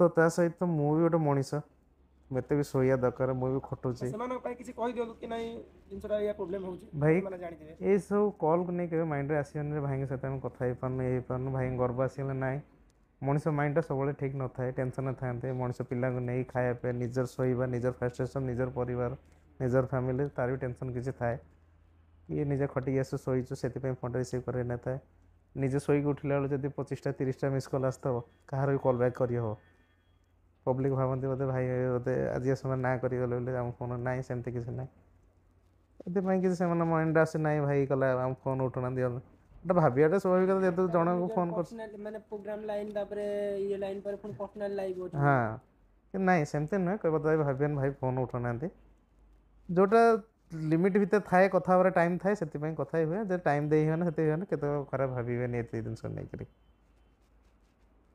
ଆଉ ରାଜା ଏତେ ବର୍ଷର ସାଉଣ୍ଡ ସିଷ୍ଟମ ଭିତରେ ଏବେ ସାଉଣ୍ଡ ସିଷ୍ଟମ ମୋତେ ଟିକେ ଅଲଗା ଲାଗୁଛି କିନ୍ତୁ ଆପଣ ଏତେ ସାରା ମେସିନ୍ ୟୁଜ୍ କରୁଛନ୍ତି ଏତେ ସାରା ସ୍ପିକର ୟୁଜ୍ କରୁଛନ୍ତି ଲାଇନର ୟୁଜ୍ ହେଉଛି ପ୍ରୋବ୍ଲେମ୍ ହୁଏନି ଆପଣଙ୍କୁ କେତେବେଳେ ମେସିନ୍ ପ୍ରୋବ୍ଲେମ୍ ମୁଁ ତ ପ୍ରାୟ ଟାଇମ୍ ଏବେ ବହୁତ ସାରା ମ୍ୟୁଜିକାଲ କମ୍ପ୍ଲେନ୍ ଶୁଣିଛି କି ନାଇଁ ମେସିନ୍ ଖରାପ ହେଇଗଲା କି ଲାଇନର କଟିଗଲା ଭାଇ ଆଉ ଖରାପ ହେଇଯିବନି ପ୍ରୋଗ୍ରାମ ଆଜି ଟିକେ ମାନେ କ'ଣ ଏତେ ସାରା ମେସିନ୍ ଯେଉଁ ୟୁଜ୍ କରୁଛନ୍ତି କିଛି ପ୍ରୋବ୍ଲେମ୍ ହୁଏନି ଆପଣଙ୍କୁ ପ୍ରୋବ୍ଲେମ୍ ନ ହେବାର କାରଣ ହେଉଛି ମାନେ ଏଜୁକେସନ୍ ପାଠ ପଢ଼ିଛି ବୋଲି ମୋତେ ସୁବିଧା ହେଉଛି ଫଲ୍ଟ ଧରିପାରୁଛି ଗୋଟେ ସିଷ୍ଟମେଟିକ୍ ୱେରେ ଲାଇନ୍ କରେଣ୍ଟର ୟୁଜ୍ କରୁଛି ବୋଲି ମୋର ଏତେ ଫଲ୍ଟ ହେଉନାହିଁ ଯେଉଁ ସକାଶେ ମୁଁ ଏତେ ଜିନିଷ ଫେସ୍ କରିବାକୁ ପଡ଼ୁନାହିଁ ଯେଉଁ ଭାଇମାନେ ଟିକେ ଏଜୁକେସନ୍ ପ୍ରତି ଟିକେ କମ୍ ଅଛି ଯେଉଁମାନେ ଟିକେ ଦେଖା ଶିଖାରେ ଶିଖିଛନ୍ତି ଦେଖି ଶିଖି ଫଲୋ କରୁଛନ୍ତି ସେମାନେ ଟିକେ ଏ ଜିନିଷ ନେଇ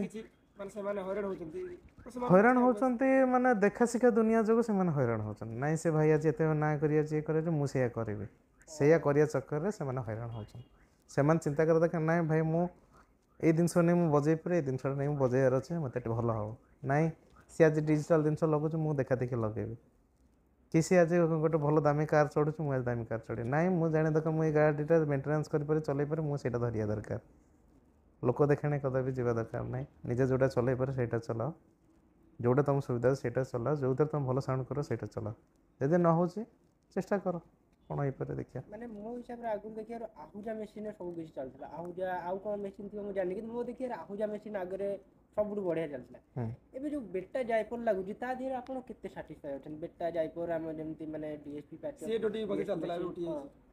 ତାପରେ ଆପଣ କେତେ ସାଟିସ୍ଫାଏ ନାଇଁ ଯୁଗ ନାଇଁ ଜିନିଷ ବାହାରୁଛି ଡେଭଲପମେଣ୍ଟ ଜିନିଷ ବାହାରୁଛି ଲୋକ ଚାହୁଁଛନ୍ତି ଭିନ୍ନ ଭିନ୍ନ ସାଉଣ୍ଡ ସେଥିପାଇଁ ଡେଭଲପମେଣ୍ଟ ଜିନିଷ ତାର କିଛି ନାହିଁ ଟେକ୍ନିକାଲ ବଢ଼ିଲା ଏଇଠି ଆପଣ ଗୋଟେ ଛୋଟ ରିକ୍ୱେଷ୍ଟ ଆମେ ଯଦି କହିବାକୁ ଚାହିଁବେ ତ କହିବେ ନହେଲେ ନାହିଁ ଆପଣ ଯେଉଁ ଡିଏସ୍ପି ପ୍ୟାଚ୍ ହେଇଛି ଯେଉଁଟା କି ସାଉଣ୍ଡଟା ଡିଜିଟାଲ ଆସୁଛି ଲଙ୍ଗ ଥ୍ରୋ କି ବ୍ୟାକ୍ ଥ୍ରୋ କି ମିଡ୍ ଥ୍ରୋ ହାଇ ଫ୍ରିକ୍ୱେନ୍ସି ଲୋ ଫ୍ରିକ୍ୱେନ୍ସି ତିନିଟା ରହିଲାଣି ସେଇଟା ଆପଣ କରନ୍ତି ନା କେମିତି କ'ଣ କରିଥିଲେ ଏଇଟା ଠିକ୍ କରିଥିଲେ ନାଇଁ ଏଇଟା ମୁଁ ନିଜେ କରେ କାହାକୁ ଇଏ କରେନି ନାଇଁ ମଝିରେ ଥରେ ଭାଇ କହିଥିଲି ଆର୍ଟିଏ ଖାଲି କରିଦେବା ପାଇଁ ଆସିଥିଲେ ତ ପ୍ୟାଚଅପ୍ ପାଇଁ ନୁହଁ ସେଇଟା ଆର୍ଟିଏ ମାଇକ୍ର ନାଇଁ ସେ ଭାଇକି ତ ମେନସନ୍ କଲେ ଲୋକମାନେ ଖରାପ ହେବେ ତ ସେଥିପାଇଁ ମେନସନ୍ କରିବା ମୁଁ ଆର୍ଟିଏ ପାଇଁ ଡକେଇଥିଲି କିନ୍ତୁ ତାର ଫାଇଦା ମୁଁ କିଛି ପାଇଲି ନାହିଁ तार डिमेरिट बहुत किसी जिन पाइले भाभी किसी चेंज अफ आसे जो भाईकर बहुत किसी गोटे ये अच्छे तो मुझे भाई किसी अन्याय किसी हम मुझे नाई से तार एत डिमेरिट पाइले जे मुझे नाई भाई मुझे जगह थी बहुत भल थे कदापि कथा नहीं लोक जो डेले मो मझे से भाई डेई सहित ना मो बाटे ठीक थी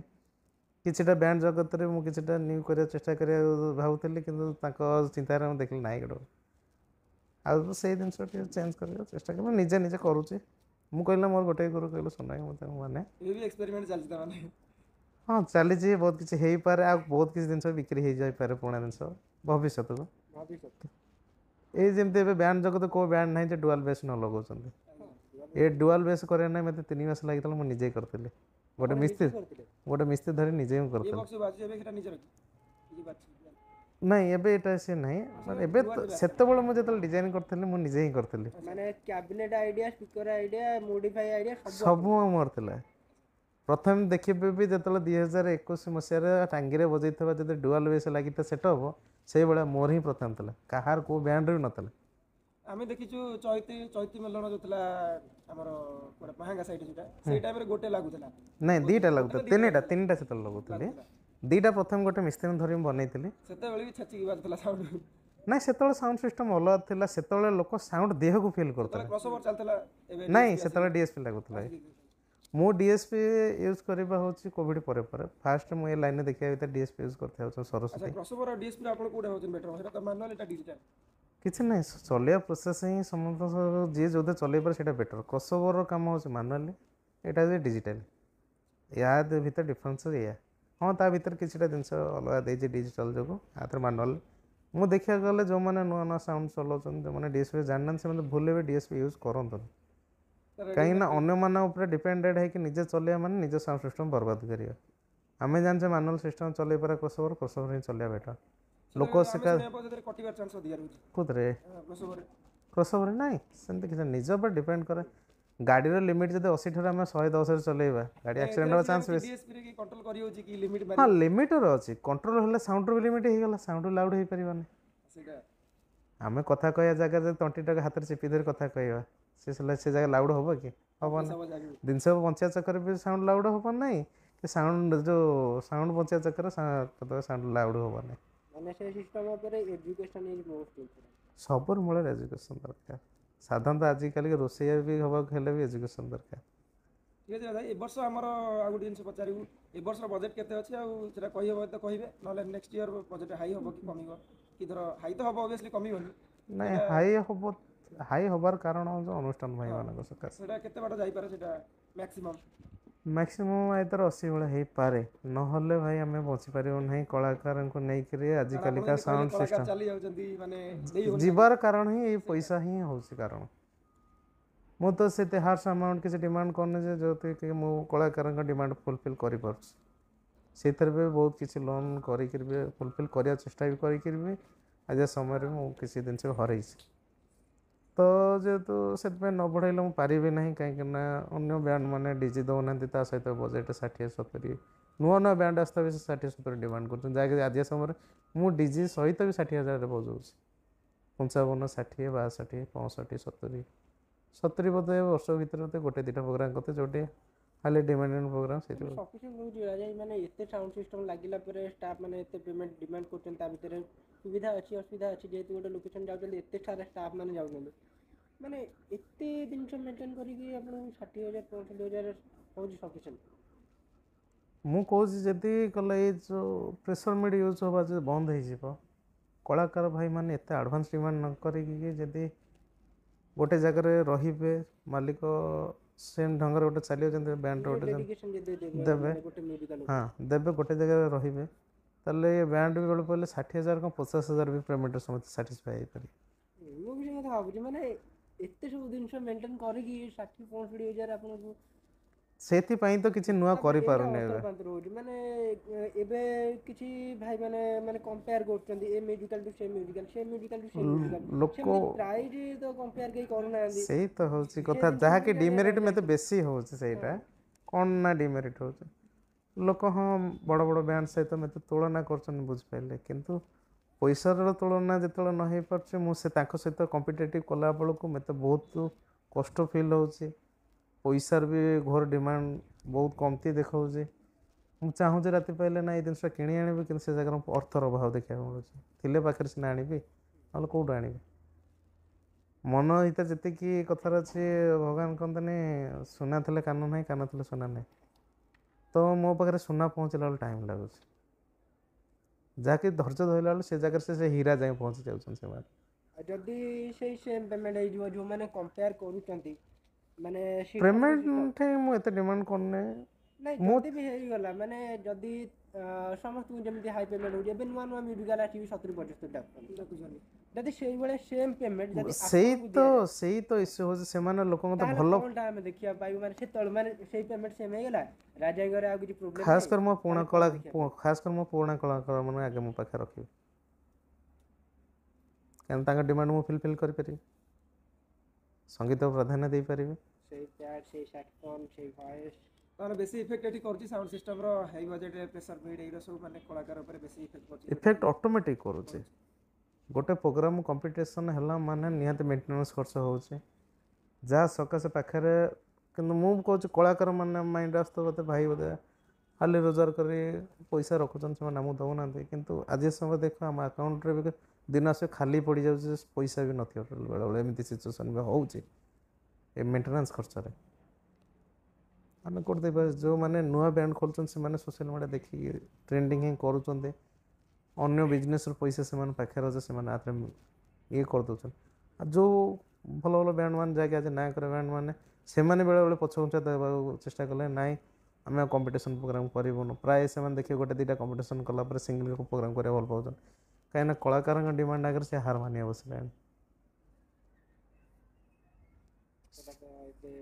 बहुत बड़ समस्या भी गलानी समस्या से कहे वर्ष 2 वर्ष भर एमती सिचुएसन आसे बहुत बैंड बंद हे जोटी कलाकार मिलिबेनी तो कलाकार मिलबेनी कलाकार हैरान हो आगो कौन पाई ना जो मैंने न्यू बैंड आसीचन से माने लाइन विषय जानते नहीं एक से माने मैनेज रखिए बिजनेस करेंगे ये देखले लॉस होला व्यापार बिजनेस बंद कर दो ये जिंस बहुत देखिया मिली छी आगुर एटा नुआ नुआ मिली छी कि आगु बहुत ये दिन फेस और बेसी फेस हो दिन आ जा सकाश कमिटी एमती समय से जमी यात्रा परिस्थिति है बैंड परिस्थिति से लोक कहे आम एत पैसा कौन पाई दो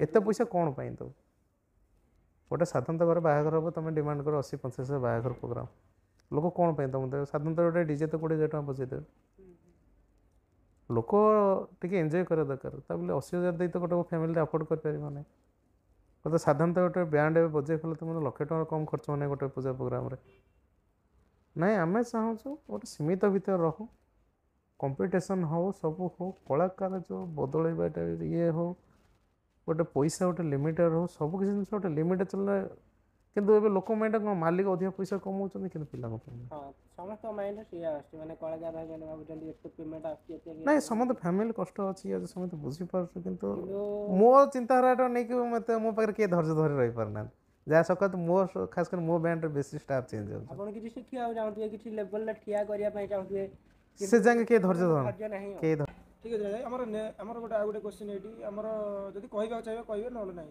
और पर ईयर आपनकर कॉल हो जाउछि केते नियति मैक्सिमम 100 110 120 माने गोटे सीजन माने बेसी माने हमहु लागु बेसी नहीं सेटा लोक देखा जाए कौन पे देखा जाए ना कंटिन्यूअसली जो मास मास प्रोग्राम चले लोक लगे अधिक प्रोग्राम हमें गणेश पूजा ये कातिसर 30 टाइम हम देखते कंटिन्यू 30 सेमिति सब वर्ष हबो बोली किसी गारंटी नहीं मैक्सिमम तो जाउथो 20 नहीं सेमति किसी स्थिति कहार कांस्टेंट न थाए आज ये बैंड टे भल प्रोग्राम कला तो तार बजेट हाई हो जिवो काले प्रोग्राम अधिक हो जिवो कि तार प्रोग्राम ए वर्ष टे खराब होला ऑटोमेटिक प्रोग्राम कमी जे माने हम जदी सेटा गोटे जिंस तो हटा स्किप करिया हमर धर गोटे नेक्स्ट ईयर गोटे न्यू माने कमिटी धर चाहिए बुक करे आपण केते दिन बंद पूरा फिक्स रहउची तापर बुक ही करियो फिक्स ना जो मो मेन कथा ला काई कमिटी एते बदलाय ना मु काई ना पैसा लभर कोटी जाय ना नै वर्ष किंतु मु प्राय कमिटी बदलाय जाउची एथि पई जे टिके जाके मु इश्यू कोन ना खास कर मु कलाकार भाई माने मु ताको सकासे पैसा कम जो मु ताको पेमेंट दे पारन पेमेंट इश्यू कोन हो ना मो भाई माने भाबुचंती कलाकार भाई ना भाई अधिक पेमेंट आनुचंती जाके आमको दौना किंतु सेटा नेचुरल फेस रे मु देखा गलो मु बहुत कम पैसा पाउची ଯାହାକି ସକାଶେ ମୁଁ କଳାକାର ଭାଇମାନେ ମୋ କେତେବେଳେ ଛାଡ଼ିକି ଯାଉଛନ୍ତି, ମୁଁ ତ ପାଇଲେ ସିନା ଦେବି ତାଙ୍କୁ। ମୋର ବି ଫ୍ୟାମିଲି ଅଛି, ତାଙ୍କର ବି ଫ୍ୟାମିଲି ଅଛି, ସେମାନେ ଯଦି ନ ପାଇବେ ମୋ କତିରେ କ'ଣ ପାଇଁ ରହିବେ? ତାଙ୍କର ଯଦି ଡିମାଣ୍ଡ ମୁଁ ଫୁଲଫିଲ୍ ନ କରିବି ସେମାନେ ରହିବେ ଏଇ କଥା ମୋ ପାଖରେ। ଏସବୁ ଜିନିଷ ଫେସ୍ ହେବାରୁ ମୁଁ ଏ ବର୍ଷ କିଛିଟା କମିଟି ଚେଞ୍ଜ କରୁଛି, ଯାହାକି ବଜେଟ୍ରେ ସକାଶେ ବି ଏ ବର୍ଷ ପାର୍ଟି ଚେଞ୍ଜ କରୁଛି କମିଟି। କାରଣ ଅଛି ବାୟାଣୀ ଏ ବର୍ଷ ଏତେ ହାଇଲାଇଟ୍ ହେଉଛି ତ ନୂଆ ଯିଏ ଚାହୁଁଛନ୍ତି ସେ ଚାହୁଁଛନ୍ତି ବଜାଇ କିନ୍ତୁ ବଜାଇ ପାରୁନାହାନ୍ତି, ସେଥିପାଇଁ ପଚାରିବେ। ଭାଇ ଆସ ଏ ବର୍ଷ ଟିକେ ଭାଇ କଲା କଥା, ପଇସାରେ ଟିକେ ଆବଶ୍ୟକତା ନିହାତି ଅଛି। ଆପଣମାନେ ଚାହିଁଲେ ବାୟାଣୀ ଆଗକୁ ବହୁତ ନାଁ କରିପାରେ ଯଦି ଆପଣମାନେ ଚାହିଁବେ। ଆପଣମାନେ ସାହାଯ୍ୟ ରହିଲେ ମୁଁ ବହୁତ ଆଗକୁ ଯିବି। ମୁଁ କଦାପି ଆପଣ ପଇସା ନେଇ ବର୍ବାଦ କରିବେନି। ଏଇ ହିଁ ଲାଇନ୍ରେ ଇନଭେଷ୍ଟ କରିବା ପ୍ଲାନ୍ ବହୁତ କିଛି ଅଛି ଆଗକୁ। କାହିଁକିନା ଯେଉଁ ଜିନିଷ ପାଇଁ ଗଲା ମୁଁ 5-7 ବର୍ଷ ଡେଡ଼ିକେଟ୍ କଲେଣି, ସଙ୍ଗୀତ ପାଇଁ ଟାଇମ୍ ଦେଲେଣି, ତା ବୋଲି ନୁହେଁ ଯେ କିଛିଟା ପଇସା ହିସାବ ପାଇଁ ମୁଁ ପଛେଇଯିବି। ସେଠି ତୁମ ଏଠି ଗୁହାରି କରିବି, ଯଦି ସେମାନେ ସାହାଯ୍ୟ କରିବେ ମୁଁ ବହୁତ କିଛି ଯାଇପାରିବି। ଏଇଟା ଆକ୍ଚୁଆଲି ରାଜା ଏଇଟା ଆପଣଙ୍କର ଆମ ହିସାବ ତ ଏଇଟା ବାୟାଣୀ ପୁରା ପିକ୍ ଲେଭେଲକୁ ଚଢ଼ି ସାରିଛି, ମାନେ ଏଇଟା ବାଲାନ୍ସ ହେଇକି ରହିବା ଦରକାର। ଆପଣ ତ କହୁଛନ୍ତି ଆପଣଙ୍କର ଆହୁରି ଅଛି ମାନେ ଆଗକୁ କିଛି ଅପଡେଟ୍ କରିବାର, ଯେତେବେଳେ ବାଲାନ୍ସ ହେଇକି ଆକ୍ଚୁଆଲି ଆମକୁ ଲାଗୁଛି ଏଇଟା ପିକ୍ ଲେଭେଲ୍ ପଳେଇଛି, ତ ସେଇଟା ମେଣ୍ଟେନ୍ ହେଇକି ସେଇଆ ଯିବା ନା କଥା। ଏତେ କଥା ଲାଗୁନି ଏଇଟା ପିକ୍ ପଏଣ୍ଟ ବୋଲି, ଆହୁରି ଆଗକୁ ଅଛି ଆଶା। ସାଉଣ୍ଡର ପିକ୍ ପଏଣ୍ଟ ତ ହେଲେ ଏଇଟା ପିକ୍ ପଏଣ୍ଟ ଥାଏ। ଯେପର୍ଯ୍ୟନ୍ତ ଗୋଟେ ବ୍ୟାଣ୍ଡର ଯଦି ସଙ୍ଗ କଲେକ୍ସନ ଓଲ୍ଡଠୁ ନ୍ୟୁ ଯାଏଁ କିଛି ନାହିଁ, ସେ ବ୍ୟାଣ୍ଡର କିଛି ପିକ୍ ପଏଣ୍ଟ ଆସିନାହିଁ। ମୁଁ ଚାହେଁ ପିକ୍ ପଏଣ୍ଟ କେଉଁଟା କୁହାଯାଏ ଗୋଟେ ବ୍ୟାଣ୍ଡର, ଯଦି ଯେଉଁ ବ୍ୟାଣ୍ଡ ଗୋଟେ ଫରମାଇସ୍ କରୁଥିବା ସେ ବ୍ୟାଣ୍ଡର ଯଦି ସବୁ କିଛି ଗୀତ ପାଇପାରୁଥିବା ତାହେଲେ ସେ ବ୍ୟାଣ୍ଡର ପିକ୍ ଅପ୍ ଅଛି। କାହିଁକିନା ମୋ ପିକ୍ ପଏଣ୍ଟ ଏପର୍ଯ୍ୟନ୍ତ ମୁଁ ପହଞ୍ଚିନି। ମୋ ପିକ୍ ପଏଣ୍ଟରେ ଯେଉଁ ଇଚ୍ଛାଟା ଅଛି ସେ ଇଚ୍ଛାଟାକୁ କିଛିଟା ମାଲିକ ଭାଇମାନେ ଭାଙ୍ଗି ଦେଉଛନ୍ତି ମୋର, ଯାହାକି ମୋ କଳାକାରମାନଙ୍କୁ ନେଇକିରି। ମୁଁ ଚାହେଁ ମୋ କଳାକାରମାନେ ମୋ ପାଖରେ ରହିଲେ ମୁଁ ସଙ୍ଗୀତରେ ଗୋଟେ ଜାଗାରେ ପହଞ୍ଚିବାକୁ ଚାହେଁ ତାଙ୍କୁ, ଯାହାକି ସେମାନଙ୍କ କତିରେ କୌଣସି ଗୀତର ଅଭାବ ନ ରହିବ ଯେମିତି। କିନ୍ତୁ ସେ ତ ଯେତେ କଳାକାର ଚେଞ୍ଜ ହେଲେ ସେ ଜିନିଷ ହେଇପାରିବ ନାହିଁ, ଯାହାକି ସବୁ ବ୍ୟାଣ୍ଡରେ ସେ ଜିନିଷ ହେଉଛି। କଳାକାରମାନେ ଆକ୍ଚୁଆଲି କେଉଁ ଜିନିଷ ଉପରେ ବେଶୀ ଫୋକସ୍ କରିବା କଥା? ସଙ୍ଗୀତ। ମାନେ ଯାହା ବି ଆପଣ ଯେମିତି କହିଲେ ତାଙ୍କର ବି ଫ୍ୟାମିଲି ଅଛି, ତ ଏଇ ଜିନିଷ ଆକ୍ଚୁଆଲି ସେମାନେ କେଉଁ ଜିନିଷ ବେଶୀ ଫୋକସ୍ କରିବା କଥା? କି ଧର କଳାକୁ ତ ଫୋକସ୍ ଯାହା କଳାର ମେନ୍ ସେଟା ନାଇଁ, କଳାକାର ଭାଇମାନେ କ'ଣ ପ୍ରାୟ କଳାକାର ଭାଇମାନେ କ'ଣ କରୁଛନ୍ତି ନା ସେମାନେ ଗୋଟାଏ ସୋର୍ସ ଉପରେ ଡିମାଣ୍ଡ ଦେଇ ଦେଉଛନ୍ତି। ମୋ କହିବା କଥା ଠିକ୍ ଅଛି, ତୁମେ ଗୋଟେ ମାଲିକ ପାଖରେ ଗୋଟେ ବର୍ଷ ପାଇଁ ଟାଇମ୍ ଦେଲ, ଆପଣ ରୋଜଗାର କଲ, ମାଲିକ ତୁମକୁ ଯେତିକି ପ୍ରାପ୍ୟ ଦେଉଛି ଭଲ ମନ୍ଦ ଦେଉଛି, ମାଲିକ ତା ହିସାବ ଦେଉଛି। ଯଦି ନ ଦେଇପାରୁଛି ତାଙ୍କର କୁହ, ଆଲୋଚନା କର। ମାଲିକ ଯଦି ଅଶାନ୍ତି ହେଲେ ଷ୍ଟ୍ରେଟଲି ମନା କରିଦେଲେ କି ଆପଣ ଇଏ କଲେ ଆପଣ ଜାଗା ପରିବର୍ତ୍ତନ, କିନ୍ତୁ ସେ ଜାଗା ଡିସ୍କସନ୍ ନ ହେଇକି ବହୁତ କିଛି ନ ହେଇକି ଯେହେତୁ ଗୋଟେ ମାଲିକ ଅଧିକା ଆମାଉଣ୍ଟ ଦେଉଛି ତ ଆମେ ପଳେଇଛୁ। ମାନେ ଏପଟେ ଓନର ଜାଣିନାହାନ୍ତି, ସେପଟେ ମ୍ୟୁଜିକାଲ ଚେଞ୍ଜ ହେଇଯାଉଛି, ମ୍ୟୁଜିକାଲ ଚେଞ୍ଜ ମାନେ ଏକ୍ସଟ୍ରା ସେପଟୁ ଯାହାକି ପର୍ସନାଲ ସକ୍ ଲାଗୁଛି। କାହିଁକିନା ଚିନ୍ତା କରୁଥିବ ନାଇଁ ଏଇ ଜିନିଷ ଏମିତି ଗଢ଼ିବା, ସେମିତି ତ ସବୁ ମାଲିକମାନେ କରୁନାହାନ୍ତି। ସେ ଅନ୍ୟ ମାଲିକମାନେ ଅଛନ୍ତି ତାଙ୍କର କ'ଣ ମାଇଣ୍ଡଟା ନା ଆକୁ ନେଇଆଇଲେ ପାଟି ଭଲ ବାଜିବ। ସେ ଯେମିତି ପଚାରିଲେ ସେ କୋର୍ଡିନେସନ୍ ବନିବନି ନା, ସେଟା କୋର୍ଡିନେସନ୍ କଦାପି ବନିବନି। କାରଣ ଯୋଉଟା ସେଟିଂ ହେଇଯାଇଛି ସେଟିଂ ନୁହଁ, ଯେମିତି ଆମେ ଦେଖିବାକୁ ପାଉଛୁ ଏଠୁ ଯାଉଛନ୍ତି ବହୁତ ଲୋକ ଅଲଗା ଜାଗା, ସେଠି ବି ସେ ଇନ୍ଷ୍ଟ୍ରୁମେଣ୍ଟ ଅଛି, ସବୁ ସେ ଜିନିଷ ଅଛି, କିନ୍ତୁ ସେ ଜିନିଷ ଆଉଟପୁଟ୍ ସେଠୁ ମିଳୁନି କି ସେ ସେଇଭଳିଆ ବଜେଇ ପାରୁନାହାନ୍ତି। ସେଇଭଳିଆ ମାଲିକ ତର ଆଫୋର୍ଟ ମିଳିବନି ଯେହେତୁ କେଉଁଠୁ ଆସିବ, ସେଇଟା ବନି ପାରୁନି ଯେହେତୁ ସେଇଟା ଗୋଟେ ବଡ଼ ଜିନିଷ ଆପଣ କହିଲେ। ମୁଁ ଏଇଠି କହୁଛି ଆମ ପାଖରେ ହଁ କହିପାରିବନି କାହାକୁ ଇଏ କରିବ। ମୁଁ କେବେ କେଉଁ ବଡ଼ କଳାକାର ଆଣିକି ରଖି ତ ଏଇଠି ପାଟି ବନେଇନି ଆଜି ଆପଣ ଛୋଟ ଛୋଟଙ୍କୁ ହାଇଲାଇଟ୍ କରିଛନ୍ତି ବହୁତ। ନା ହାଇଲାଇଟ୍ ତ କହିବେନି, ସେମାନେ ତାଙ୍କ କର୍ମ ଯୋଗୁଁ ଉଠିଛନ୍ତି, ମୋ ଯୋଗୁଁ ନିଜ ଟ୍ୟାଲେଣ୍ଟ ମୁଁ ତାଙ୍କୁ ଟାଇମ୍ ଦେଇଛି, ସିଏ ମୋତେ ଟାଇମ୍ ଦେବେ, ଯାହା ସକାଶେ ଆଗକୁ ଯାଇଛନ୍ତି। ଯାହା ବହୁତ ଲୋକ କ୍ୟାରିୟର କରିଛନ୍ତି, ଏଇଟା ସତ କଥା। ଏଇଟା ତ ନାଇଁ, ସେମାନେ ସେ ମୋତେ ବଢ଼େଇଛନ୍ତି, ମୋ ମାଆଙ୍କ ସକାଶେ ସେମାନେ ପରିଚିତ ହେଇଛନ୍ତି। ସେଇଟା ତ ମୋର କହିବନି, ତାଙ୍କର ବଣ୍ଡିଙ୍ଗ ତାଙ୍କର କଷ୍ଟ। କିନ୍ତୁ ମୁଁ କ'ଣ କହିଲି ଆ ଭିତରେ ଆମର କଳାକାରଙ୍କ ଭିତରେ ବଣ୍ଡିଙ୍ଗ ନ ଆସିବା କାରଣ ବଜେଟ୍ରେ ହିଁ ଅସୁବିଧା ହେଇଛି। କାହିଁକିନା ମୁଁ ତାଙ୍କୁ ଫୁଲଫିଲ୍ କରିପାରୁନି, ଯେହେତୁ ମୁଁ ତାଙ୍କ ହାତରେ ଡିମାଣ୍ଡ କାହିଁକି କରିବି। ମୁଁ ସେଥିପାଇଁ ଚେଷ୍ଟା କରେ ନାଇଁ ଯେଉଁ କଳାକାର ନେଇକି ମୁଁ ଦୁଇ ପଇସା ପାଇପାରିବି, ସେମାନେ ଦୁଇ ପଇସା ପାଇପାରିବେ, ସେମାନେ ବି ବଞ୍ଚିପାରିବେ। ନାଇଁ ଆମେ ବୁଝିପାରୁଛୁ, ଆକ୍ଚୁଆଲି ମେଣ୍ଟେନାନ୍ସ ବହୁତ ସାରା, ତା ଦେହରେ ସେଇ ମଝିରେ ଜିନିଷ ମଝିରେ କଳାକାର ଭାଇମାନେ ଏତେ ସାରା ପଇସା ଡିମାଣ୍ଡ କରୁଛନ୍ତି, ତା ଦେହରେ ଆପଣ ଜାଣିନଥିବେ କିଛି ଗୋଟେ ପ୍ଲାନିଂ କରିଦିଏ, କିନ୍ତୁ ସେ ପ୍ଲାନିଂ ପର୍ଯ୍ୟନ୍ତ ଗଲାବେଳକୁ ଆପଣ ଯେତେବେଳେ ଶୁଣୁଛନ୍ତି ଆମ ଷ୍ଟାଫ୍ ନାହାନ୍ତି ଆମ ସାଙ୍ଗରେ। ତାପରେ ଆଉ ଗୋଟେ ଜିନିଷ କ'ଣ, ଯେତେବେଳେ ନିଜ କଥାରେ ଅଛି ଯେତେବେଳେ ନିଜ ପାଖରେ ପଇସା ନଥିବ ମଣିଷ ସବୁବେଳେ ଟେନସନ୍ ରହିବ। ମୁଁ କହିବା ତ ମୋ କଳାକାର ଭାଇ ମୋତେ ଖଟୁଛି, ତାର ଆଜି 50,000 ଡିମାଣ୍ଡ ପଡ଼ିଲା, ମୁଁ ତାକୁ ଫୁଲଫିଲ୍ ନ କରିଛି ମୁଁ ତ ରହିବ କି? ଯେତେବେଳେ ମୋ ପାଖରେ ନାହିଁ ମୁଁ ସେ ପଇସା ନେଇକି ବେଳେବେଳେ ଟେନସନ୍ ହେଇଯାଉଛି, ନାହିଁ ମୁଁ ଗୋଟେ କଳାକାର ଭାଇ। ଏମିତି ବହୁତ କଳାକାର ବାହାରି ଯାଉଛନ୍ତି, ଯାହା ହେଉଛି ଦେଖାଯାଉ ଆଗକୁ କ'ଣ ହେଉଛି କ'ଣ ନାହିଁ। ମୁଁ ଚାହେଁ କିନ୍ତୁ ଯଦି ସେ ସମୟ ଫେରେ ମୁଁ ପୁରୁଣା କଳାକାର ଭାଇମାନେ ମୋ ପାଖରେ ଆଣି ରଖିବି। ଭାଇ ଏ ଜିନିଷ ମୁଁ ସିକ୍ରେଟ୍ ରଖିବା ପାଇଁ ଚାହୁଁଥିଲି, କିନ୍ତୁ ତଥାପି ଯେହେତୁ ଅଡ଼ିଏନ୍ସ ମାନଙ୍କର ଜାଣିବା ପାଇଁ ଚାହୁଁଛନ୍ତି, 2026ରେ ସେକ୍ସନ ମାଷ୍ଟର କିଏ ରହିବେ? ନା ଏ ବର୍ଷ ମୁଁ ପ୍ଲାନ୍ ନ୍ୟୁ ଆସୁଛନ୍ତି ନା? ନାଇଁ ନ୍ୟୁ ତ ନିହାତି ହେବେ, ନ୍ୟୁ ତ ନିହାତି ହେବ। ରବି ସାର୍ ରହିବେ ନା ରହିବେ? ସେଇଟା ତ ଏବେ କିଛି ମୁଁ ପ୍ଲାନିଂ କରେ ନାହିଁ, କିନ୍ତୁ ମୋ ଏଇଟା ଯୋଜନା ଅଛି ତ ନେକ୍ସଟ ଇୟରକୁ ଜିନିଷ କିଛି ବି ରିଭିଲ୍ କରିବି ନାହିଁ। ଡାଇରେକ୍ଟ ଦେଖା ହବ। ହଁ, କାହିଁକି ନା ରିଭିଲ୍ କରିଦେଲେ କିଛି ଲାଭ ରହୁନାହିଁ,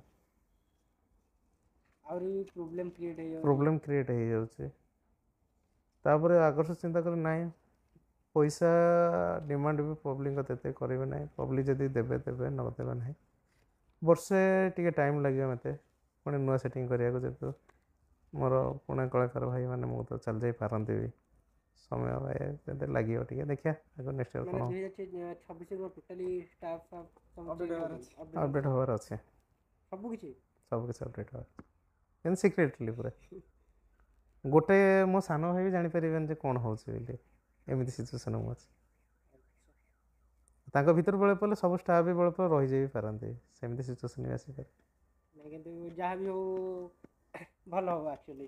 ଆମେ ଚାହୁଁଛୁ କି ଆମେ ବ୍ୟାଣ୍ଡରେ କାରଣ ଆଜି ଆମର ମୁଁ ପର୍ସନାଲି ସପୋର୍ଟ କରେ ଏଥିପାଇଁ ଯେ ଯେହେତୁ ଆମ କେନ୍ଦ୍ରାପଡ଼ାର ମୋତେ ଭିଡ଼ିଓରେ ବହୁତ ଲୋକ କମେଣ୍ଟ କରନ୍ତି ତ କୁହନ୍ତି, କିନ୍ତୁ ଆମେ ବାଣିକି ସପୋର୍ଟ ଏଥିପାଇଁ କରୁ ଆମ ନିଜ ମାଟିର ବାଜା। ମାନେ ଓଡ଼ିଶାରେ କେତେ ପାର୍ଟି ଅଛି, ବହୁତ ବଡ଼ ବଡ଼ ପାର୍ଟି ବି ଅଛନ୍ତି, କିନ୍ତୁ ଆମେ ବାଣୀ ଭଲ ପାଉ କ'ଣ ପାଇଁ ନା ଆମ କିନ୍ତୁ ସେ ଜିଲ୍ଲାକୁ ଭଲ ପାଉଥିବା ପାର୍ଟି ଭାଇମାନେ କିନ୍ତୁ ବାଣୀ ଭଲ ପାଉନାହାନ୍ତି। ସେଇଟା ତ ଆମେ ଦେଖୁ ଯଦି ଆଜି ଗୋଟେ ଯାହା ସକାଶେ ଆମେ ଇଣ୍ଡିଆକୁ ସପୋର୍ଟ କରି ଆମେ ଅଷ୍ଟ୍ରେଲିଆ ସପୋର୍ଟ କରିବୁ, କିନ୍ତୁ ସେମାନେ ଚାହୁଁନାହାନ୍ତି ଯେ କଲା ବାଣୀ ଆଜି ନାଁ କରିଗଲା କାହିଁ ଆମେ କରିପାରୁନୁ। ମୁଁ କହେ ନାଇଁ ତମେ ବି ନାଁ କର, କିନ୍ତୁ କାହା ଗୋଡ଼ ଟାଣିକିନ। କିନ୍ତୁ ଆମ ଜିଲ୍ଲାରେ ବହୁତ ଲୋକ ଅଛନ୍ତି ମୋ ଗୋଡ଼ ଟାଣିବା ପାଇଁ, ମୁଁ କେତେବେଳେ କାହା ଗୋଡ଼ ଟାଣିବା ପାଇଁ ଚେଷ୍ଟା କରେ ନା, ସେମାନେ ଗୋଡ଼ ଟାଣୁଛନ୍ତି। ସେ ସବୁଆଡ଼େ ଅଛି, ଠିକ୍ ଅଛି, ତମେ ଜାଣିବା ଦରକାର ନାହିଁ ଜଣକୁ କେନ୍ଦ୍ରାପଡ଼ା ଜିଲ୍ଲାକୁ ରିପ୍ରେଜେଣ୍ଟ କରୁଛି ଗୋଟେ ବ୍ୟାଣ୍ଡ, ଯଦି ଆମେ ତ ସପୋର୍ଟ ଦେବାର। କିନ୍ତୁ ସେମାନେ କିନ୍ତୁ ଆମେ ତ କହୁନୁ କଲା ଜିଲ୍ଲାର ପାର୍ଟି ଖରାପ ବୋଲି। ମୁଁ କହିବା ତ ତମ ଏରିଆକୁ ଯଦି ଜଣେ ରିପ୍ରେଜେଣ୍ଟ କରୁଛ ତମେ ତ ସପୋର୍ଟ କର ଆଟଲିଷ୍ଟ, ନାଇଁ ତା ଗୋଡ଼ ଟାଣିବା, ତାରି କଳାକାର ତାଙ୍କ ପାଖକୁ ନେଇଯିବା। ଯଦି ସପୋର୍ଟ କରିପାରୁନାହାନ୍ତି ତାର ପ୍ରୋବ୍ଲେମ୍ ବି ପକାନ୍ତୁନି, କାରଣ ଅଲରେଡ଼ି ଯେଉଁମାନେ ପରିଶ୍ରମ କରୁଛନ୍ତି ସମସ୍ତେ ଦେଖିଛନ୍ତି ହଁ ଭାଇ ଯିଏ ଏତେ ଉପରେ ଅଛି, ସେ ଭାଇ ଏବେକା ଲାଇଫଷ୍ଟାଇଲ୍ ତାଙ୍କର ବହୁତ ଅଲଗା ଅଛି, କିନ୍ତୁ ସେଇ ଲାଇଫଷ୍ଟାଇଲ୍ କିନ୍ତୁ ସେମାନେ ସେ କଳାକାର ନେଇକି ସେତିକି ଆଫୋର୍ଡ ଦେଉନାହାନ୍ତି। ସେ କଳାକାର ଭାଇମାନେ ସେଠି ଗଲାବେଳେ ବହୁତ ହଇରାଣ ବୁଝୁନାହାନ୍ତି ଭାଇ, ମାନେ କେତେ ରାତି ଯାଇଛି, କେତେ ଦିନ ଯାଇଛି, କେତେ ପରିଶ୍ରମ ଯାଇଛି, କେତେ ଖାଲି ପେଟ ଯାଇଛି, ସେ କଥା ବି ଟିକେ ଧ୍ୟାନ ଦେବା ଦରକାର। ରାତି 12ଟା 1 2ଟା 3ଟା ରାତି ଶୋୟା ହେଇଥିବ, ଗୋଟାଟା ଗୀତ ପାଇଁ ଟାଇମ୍ ଦେଇଥିବ। ମୋର କିଛି ନାହିଁ ଭାଇ, ମୁଁ ଆପଣଙ୍କ କତିରେ ପହଞ୍ଚିଗଲି, ମୋତେ ଯେଉଁଟା ଭଲ ଲାଗିଲା ମୁଁ ଗୀତ ଉଠେଇଲି ନ ଉଠେଇଲି ବୁଲିବାଲି, ମୁଁ ଆସିକି ଘରେ ପହଞ୍ଚୁ 12ଟା 1। ଆପଣ ଗୋଟେ ମ୍ୟୁଜିକାଲକୁ ନେଇକି ଗୋଟେ ଲୋକେସନ୍ ଯିବେ, ପ୍ରପର ସବୁ ଷ୍ଟାମ୍ପଙ୍କ କଥା ବୁଝିବେ, ଲୋକଙ୍କୁ ନେଇକି ମାନେ ପ୍ରୋଗ୍ରାମ୍ କେମିତି ଭଲରେ ଭଲରେ ହେବ, ଭଲରେ ଭଲରେ ସରିବ। ପୁଣି ଯେପର୍ଯ୍ୟନ୍ତ ଷ୍ଟାଫ୍ ଆସି ରିଏଲ୍ ସେ ରୁମ୍ରେ ନ ପହଞ୍ଚନ୍ତି ସେ ପର୍ଯ୍ୟନ୍ତ ଆପଣଙ୍କ ଏଥିରେ ମାନେ ନିଦ ନାହିଁ। ରାତିରେ ପିଲା ଶୋଇପଡ଼ିଥିବେ କିନ୍ତୁ ସେଠି ପିଲା ଖୋଲୁଥିବେ, ଲୋଡ୍ କରିବେ, ଆସି ଏଠି ପହଞ୍ଚିବେ। ମୋ ଦେଖିବାରେ କିନ୍ତୁ ଗୋଟେ ଓନର୍ ଭାଇ ଯଦି ମାନେ ଏତେ ପରିଶ୍ରମ କରୁଛି ତାହେଲେ ଏତିକି ତ ଯଦି ଆପଣ ହେଲ୍ପ କରିପାରୁନାହାନ୍ତି ତାହେଲେ ଲସ୍ ବି କରିବା କଥା। ଆମ ହିସାବରେ ଆମେ ଯେତିକି ନାଇଁ ବଜେଟ୍ ହାଇ କରନ୍ତୁ ନ କରନ୍ତୁ ସେଇଟା ପବ୍ଲିକଙ୍କ ଇଚ୍ଛା, ସେଇଟା ଡିମାଣ୍ଡ ଆମେ ଆମ ତରଫରୁ କରିପାରିବା ନାହିଁ, କାହିଁକିନା ଆମେ ଅନ୍ୟ ବ୍ୟାଣ୍ଡ ଭଳିଆ ଚାହୁଁନୁ କାହା ପଦେ ଖରାପ ହେଇ ଚାଲିବା ପାଇଁ। ଏଇଟା ଆକ୍ଚୁଆଲି ରିଆଲିଟି ସମସ୍ତେ ଫେସ୍ କରୁଛନ୍ତି। ଆମ ହିସାବରେ ବଜେଟ୍ ହାଇ କରିବା କଥା, କାରଣ ଆଜିକାଲି ଯୁଗରେ ପାର୍ଟି ନୂଆ ଲଞ୍ଚ ହେଉଛି, ବଜେଟ୍ଟା ବି ହାଇ ହେଲେ ଗୋଟେ ଦେଖନ୍ତୁ ଗୋଟେ ପୂଜା ଅନୁଷ୍ଠାନ 10 ଜଣ ନେଇକି କି 5 ଜଣ ନେଇକି ହେଉଛି, ସେମାନେ ଏଫୋର୍ଟ କରିବା ଦରକାର, ସେମାନେ ଆଫୋର୍ଡ କରିବା ଦରକାର। ଆମେ କହିବା ଏମିତି ଗୋଟେ ସିଷ୍ଟମେଟିକ୍ ହେଇଯାଉ ଏ ଲାଇନ୍ରେ, ସମସ୍ତେ ବଞ୍ଚନ୍ତୁ, ସମସ୍ତେ ଚାଲନ୍ତୁ, ସମସ୍ତେ ରୁହନ୍ତୁ। କିନ୍ତୁ ସେ ଜିନିଷଟା କିଛିଟା ଓନର୍ ମାନେ ଚାହୁଁନାହାନ୍ତି, ଯେ କି ସେମାନେ ଚାହୁଁଛନ୍ତି ନାଇଁ ଆମର ସୁନାର ମୁକୁଟ ପିନ୍ଧିବା ଦରକାର। ତ ମୁଁ ଭାବୁଛି ବୋଧେ ସେମାନେ ଟୋଟାଲି ଅନୁଷ୍ଠାନ ମାନେ ମିଶି ତାଙ୍କୁ ଗୋଟେ ସୁନାର ମୁକୁଟ ଦେବା କଥା। ସେମାନେ ସେତିକି ଆଫୋର୍ଡ ଦେଉଛନ୍ତି, ଆମେ ସେତିକି ଆଫୋର୍ଡ ଦେଇପାରୁନୁ, କାହିଁକିନା ଆମ କତିରେ ପଇସାର ଘୋର ଅଭାବ ପଡ଼ୁଛି, ତାଙ୍କର ପଇସାର ଖେଳୁଛନ୍ତି ସେମାନେ ଯାହା ଡିମାଣ୍ଡ କରୁଛନ୍ତି ସେମାନେ ପାଇଯାଉଛନ୍ତି, ଆମେ ପାଇପାରୁନୁ। ଆମେ କହିଲା ଭାଇ ତୁମେ କ'ଣ ଏତେ ପଇସା ମାଗୁଛ, ଲୋକାଲ୍ ବାଜା, ଆମେ ଲୋକାଲ୍ ଟ୍ୟାଗ୍ରେ ଅଛୁ ଭାଇ। ଠିକ୍ ଅଛି ରାଜା, ଏଇଟା ବି କୋଶ୍ଚିନ୍ଟା କରିଦେବା, ଯେଉଁଠି ଆମର ସବୁ ଯାକ ବ୍ରହ୍ମପୁର ପାର୍ଟି ବାଜୁଛି, ଧର ଗୋଟେ କୋଉଠି ଆମେ ଯାଉଛୁ ମେଲଣ, ସେଠି କେବଳ ଆମର କେନ୍ଦ୍ରାପଡ଼ାରୁ ଗୋଟେ ପାର୍ଟି ଥିବ, କି ଧର ଏଇଠି ଇଚ୍ଛାପୁର ହେଇଯାଉ, ସବୁ ବ୍ରହ୍ମପୁର ଥିଲେ ଆମର ଏଠି ଲୋକାଲ୍ ବସିଲା, ସେ କ୍ରେଜ୍ଟା କ'ଣ ପାଇଁ? ମାନୁନାହାନ୍ତି ସେଟା କହୁଛନ୍ତି ଲୋକାଲ୍। ନାଇଁ ଲୋକାଲ୍ ନୁହଁ, ଲୋକାଲ୍ ବେଲେ ତ ନିଜର କ୍ରେଡ଼ିଟ୍ ଆସେ ନା, ଲୋକାଲ୍ ବ୍ୟାଣ୍ଡ ନାଇଁ ଆମେ ଲୋକାଲ୍ ଟୋକା କଥା ନାଇଁ, କ୍ରେଡ଼ିଟ୍ ଗୋଟେ ମିଳେ। ଲୋକାଲ୍ ଟ୍ୟାଗ୍ ମାନେ କ'ଣ, ମାନେ ସିଏ ବି ତ ମ୍ୟୁଜିକାଲ୍ ଲାଇନ୍ ଅଛନ୍ତି, ନାଇଁ ତାଙ୍କ ବ୍ରହ୍ମପୁର ଆସନ୍ତୁ, କଟକ ଆସନ୍ତୁ, ଭୁବନେଶ୍ୱର ଆସନ୍ତୁ, କି ଆମ କେନ୍ଦ୍ରାପଡ଼ାରେ ଆସନ୍ତୁ, ଲୋକାଲ୍ ଟ୍ୟାଗ୍ ଲୋକମାନଙ୍କ ଭାବନା କି ବ୍ରହ୍ମପୁର ଯୋଉ ଆମେ କାହାକୁ କହିବା ଇଣ୍ଡିକେଟ୍ କରି ସେମାନେ କହିବା କି ବ୍ରହ୍ମପୁର ଆମର ବ୍ରହ୍ମପୁର ବାଜିବ, ଲୋକାଲ୍ ବାଜିବ। डिफरेंस कौन हमर ना क्या किसी कहबार नहीं आपण धरନ୍ତୁ आपण हाउ केन्द्रापड़ाରେ ଅଛନ୍ତି ଆମେ लोकल କହିପାରିବୁ ଆପଣ ଯଦି केन्द्रापड़ा जो कटक जाउछନ୍ତି सेठी भी लोकल ଯଦି भुवनेश्वर जाउछନ୍ତି सेठी भी लोकल ଯଦି बरहमपुर ढिंगीबग जुआड़ी भी आपण जाउछନ୍ତି लोकल माने ए टैगटा कोन पाइ माने म्यूजिकल तो समस्त एटा लोक माइंड रे माइंड फिट हेज करना भाई मान जो दूर असन से माने बरहमपुर बैंड की आंध्र बैंड संदर वाटर बैंड आमे जे तो पाखरे करछु त आखा पाखरे अछु तो कहि परिबे ना केन्द्रापड़ा बाजे की केन्द्रापड़ा बैंड नहीं से मान को गोटे टैग लगे जे जन आमे ताको कहि पर सेटा पब्लिक डिमांड आमे किस कहि पर कि आपण से रेस्ट्रिक्शन टा काटी जने कारण सब बरहमपुर जेहेतु बैंड इतर आपण गोटे लोकल थिबो से जिनटा हमहु टिके भलो लागे से भलो तो से भलोटा हुई किसी जन सही करू ना से जिनटा किछि लोक आमे पर्सनल का इंडी कर बरहमपुर बैंड कर लोक सपोर्ट दोछन किंतु लोकल बैंड मा बैंड कहि हेले किसी जन को छाती कष्ट हो जाउ एडी शिवा भाई अछन माने एक्चुअली हमें कहिबुनी किछि लोक माने पोल्स पकैथिले कि जेमति ता भितरे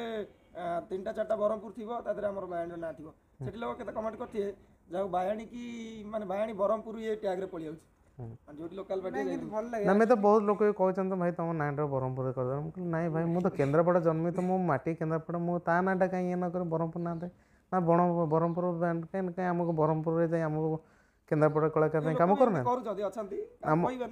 नहीं कहीं आम केन्द्रापड़ा कलाकार जाए ब्रह्मपुर बैंड काम करना ब्रह्मपुर भाई मान आम बैंड काम करना एरिया नहीं कि समस्त ना उठा चाहते हाँ मुझे कहीं अन्य जगह ना दे कहीं बजे कौन दरकार मु कहीं लोक आगे मिछ प्रतिश्रुति देकी गोटे बैंड चल कौन कौन दरकार मो बैंड मो भल मो एरिया मो भल मो मन माटी ना करा चाहिए किंतु किसी भाई माने निज भाई माने सपोर्ट दउना सेटा टे कष्ट लागे देख भल लागे भाई माने प्राय मो देखिया रे 2 वर्ष YouTube कैरियर भीतर हमर ये कहिबे कोन मु भी कहबी हमर YouTube कैरियर हमें ना कमै छु भाई क्लियर कथा भाई जदि ऑडियंस हमको नेगेटिव रे भाबी सेटा अलग कथा मु आपण तो जाई छी राजा एक तो मिसी जति दिन आसी छी माने मु पढुतली भुवनेश्वर तापर आइली नहीं किसी भी मु देखि से YouTube रे मैसेज आस्ता है भाई तमे बाइंटो केते टका खाइछो हां एमती आसे हमको भी कहि छन किंतु हमें मु किंतु आज खुलम खुला कह दो जो भाई माने मो सामने बसे कथा होछन कि जो भाई माने मो पसरे मिसेसन मो आज टंकाटा भी तंके केबे देई नै कि तंको केबे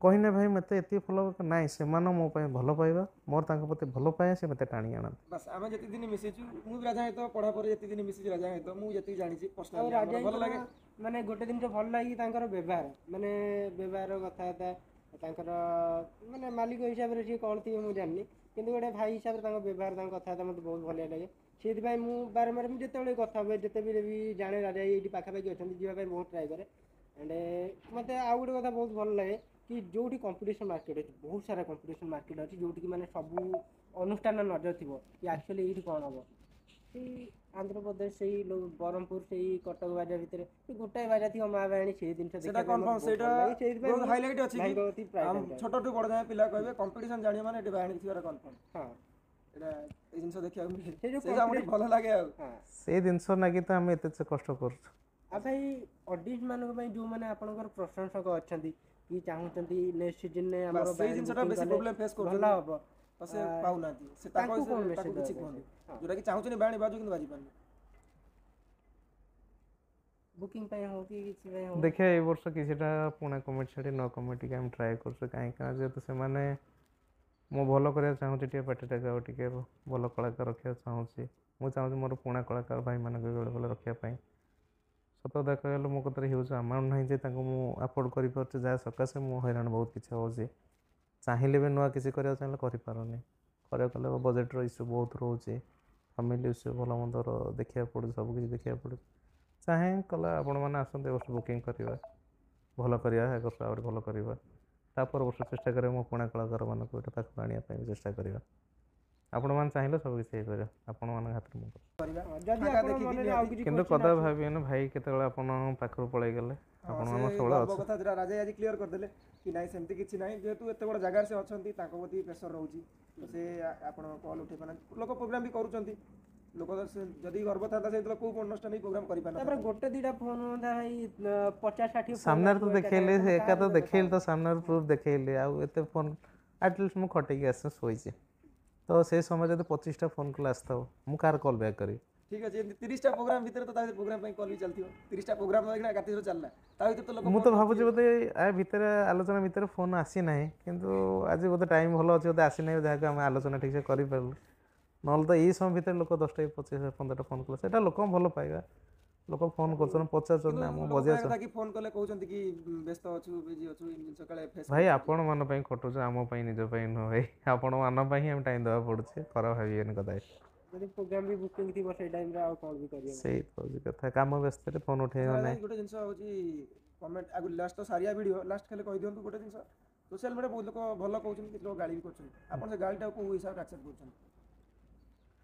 ଗାଳି ତ କହିବେନି ସେଟା ହେଉଛି ସମସ୍ତଙ୍କ ମ୍ୟୁଜିକାଲ ପ୍ରତି ଗୋଟେ ଇଏ ପ୍ରତି ତାଙ୍କ ଭଲ ପାଇବା ଆପଣ ସେ ଜିନିଷଟା ପୁଣି ମୁଁ ସେଟା ଆକ୍ସେପ୍ଟ କରୁଛି ଭଲ ହିସାବରେ କ'ଣ ପାଇଁ ନା ମୁଁ କେବେ ଆଜି ଯାଏଁ ଦେଖିଛି ସୋସିଆଲ ମିଡ଼ିଆ କାହାକୁ ରିପ୍ଲାଏ ଦେବା କଦାପି କୌଣସି ବ୍ୟାଣ୍ଡକୁ କଦାପି ରିପ୍ଲାଏ ଦେଇନଥିଲି ମୁଁ ଯାହା କୁହେ ସାମ୍ନାରେ କୁହେ ନହେଲେ ପଛରେ କହିବା ଲୋକ ମୁଁ ନୁହେଁ ମୋତେ ଯିଏ ଭଲ ଲାଗେ ମୋ ମୁହଁରେ ଭଲ ଯିଏ ମୁହଁରେ ଖରାପ ମୁହଁରେ ଖରାପ ସେଥିପାଇଁ କାହାର କମେଣ୍ଟକୁ ନେଇ ମୁଁ କେବେ ଭାବେନି କାହିଁକିନା ସେଇଟା ପର୍ସନାଲ ନିଜ ନିଜ ଓନ୍ ଚଏସ୍ର ମ୍ୟୁଜିକାଲ ଭଲ ପାଉଥିବାର ଭଲ ପାଇବା ସେଇଟା ଯଦି ମୋତେ ସେ ଗାଳି କରୁଛି ସେ ଅନ୍ୟ ବ୍ୟାଣ୍ଡ କାହାକୁ ଭଲ ପାଉଛି ବୋଲି ମୋତେ ସେ ଗାଳି କରୁଛି ତାର ତା ପ୍ରତି ସେତିକି କମଜୋରି ଅଛି ବୋଲି ସେ ମୋତେ ଗାଳି କରୁଛି ଆଉ ମୁଁ ତାକୁ ଯଦି ନେଗେଟିଭ୍ ୱେରେ ନେବି ତାହେଲେ ତ ମୋ ପାଇଁ ସମସ୍ତେ ଖରାପ ହେଇଯିବେ କ'ଣ ଦରକାର କାହାର ନେଗେଟିଭ୍ ଆମେ ପଜିଟିଭ୍ ନେବା ଦରକାର ସେଇଟା କିଛି ଆମ ମାଇଣ୍ଡରେ କିଛି ଭାଇ ଆପଣ ଭାଇ ଏଇଟା ମୋ ତରଫରୁ କ୍ୱେଶ୍ଚନ୍ ଆମ ଭିଡ଼ିଓ ଦେଖନ୍ତି?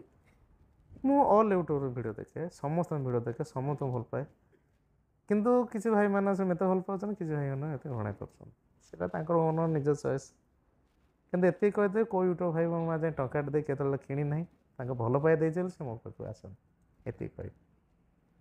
ବାକି ବହୁତ ବହୁତ ଧନ୍ୟବାଦ ଦେବି ରାଜାଇ ଯେହେତୁ ଆମ ସହିତ ବହୁତ ଟାଇମ୍ ସ୍ପେଣ୍ଡ କରିଛନ୍ତି ଯେହେତୁ ଆମେ କଥା ହେଇଥାନ୍ତେ ମୋ ସହିତ କଥା ହେଇଥାନ୍ତେ ଯେହେତୁ କାମ ବ୍ୟସ୍ତ ଅଛନ୍ତି ଆସିପାରିଲେନି ସେଥିପାଇଁ ଆପଣ ହିଁ ସବୁ କିଛି ସିଏ ଟିକେ ବ୍ୟସ୍ତ ଲୋକ ଖୋଲା କଥା କହିବାକୁ ଗଲେ ସିଏ ଟିକେ ଆକ୍ଚୁଆଲି ଯେତିକି ହିଷ୍ଟ୍ରି ଆମେ ପଚାରିଲୁ ଆକ୍ଚୁଆଲି ତାଙ୍କ ମୋର ଶୁଣିଥିଲେ ଲୋକଙ୍କୁ ଟିକେ ଭଲ ଲାଗିଥାନ୍ତା କାରଣ ସିଏ ଷ୍ଟାର୍ଟ କରିଥିଲେ ସେ ଜିନିଷଟା ନାଇଁ ସିଏ ଷ୍ଟାର୍ଟ କରିଥିଲେ ପ୍ରକୃତରେ ସେ ଜିନିଷ ଷ୍ଟାର୍ଟ କରିବା ହିଁ ଚିନ୍ତାରେ ନଥିଲେ ଯଦି ଷ୍ଟାର୍ଟ କରିବାକୁ ଗଲେ କହିଲେ ଆମେ ଦୁଇ ଭାଇ ମିଶିକି କରୁଛେ ସଂସ୍ଥାଟା ପ୍ରକୃତରେ ସିଏ ହେଉଛନ୍ତି ଆମ ଘରର ଗାର୍ଡ଼ିଆନ୍ ଓନର୍ କିନ୍ତୁ ସଂସ୍ଥାଟା ବଢ଼େଇବା ଲୋକଙ୍କ ପାଖରେ ପହଞ୍ଚେ ଆମ ଦୁଇ ଭାଇଙ୍କର ହାତ ଆଉ ବେଶୀ ହାତ କହିବ ମୋ ସାନ ଭାଇର ହାତରେ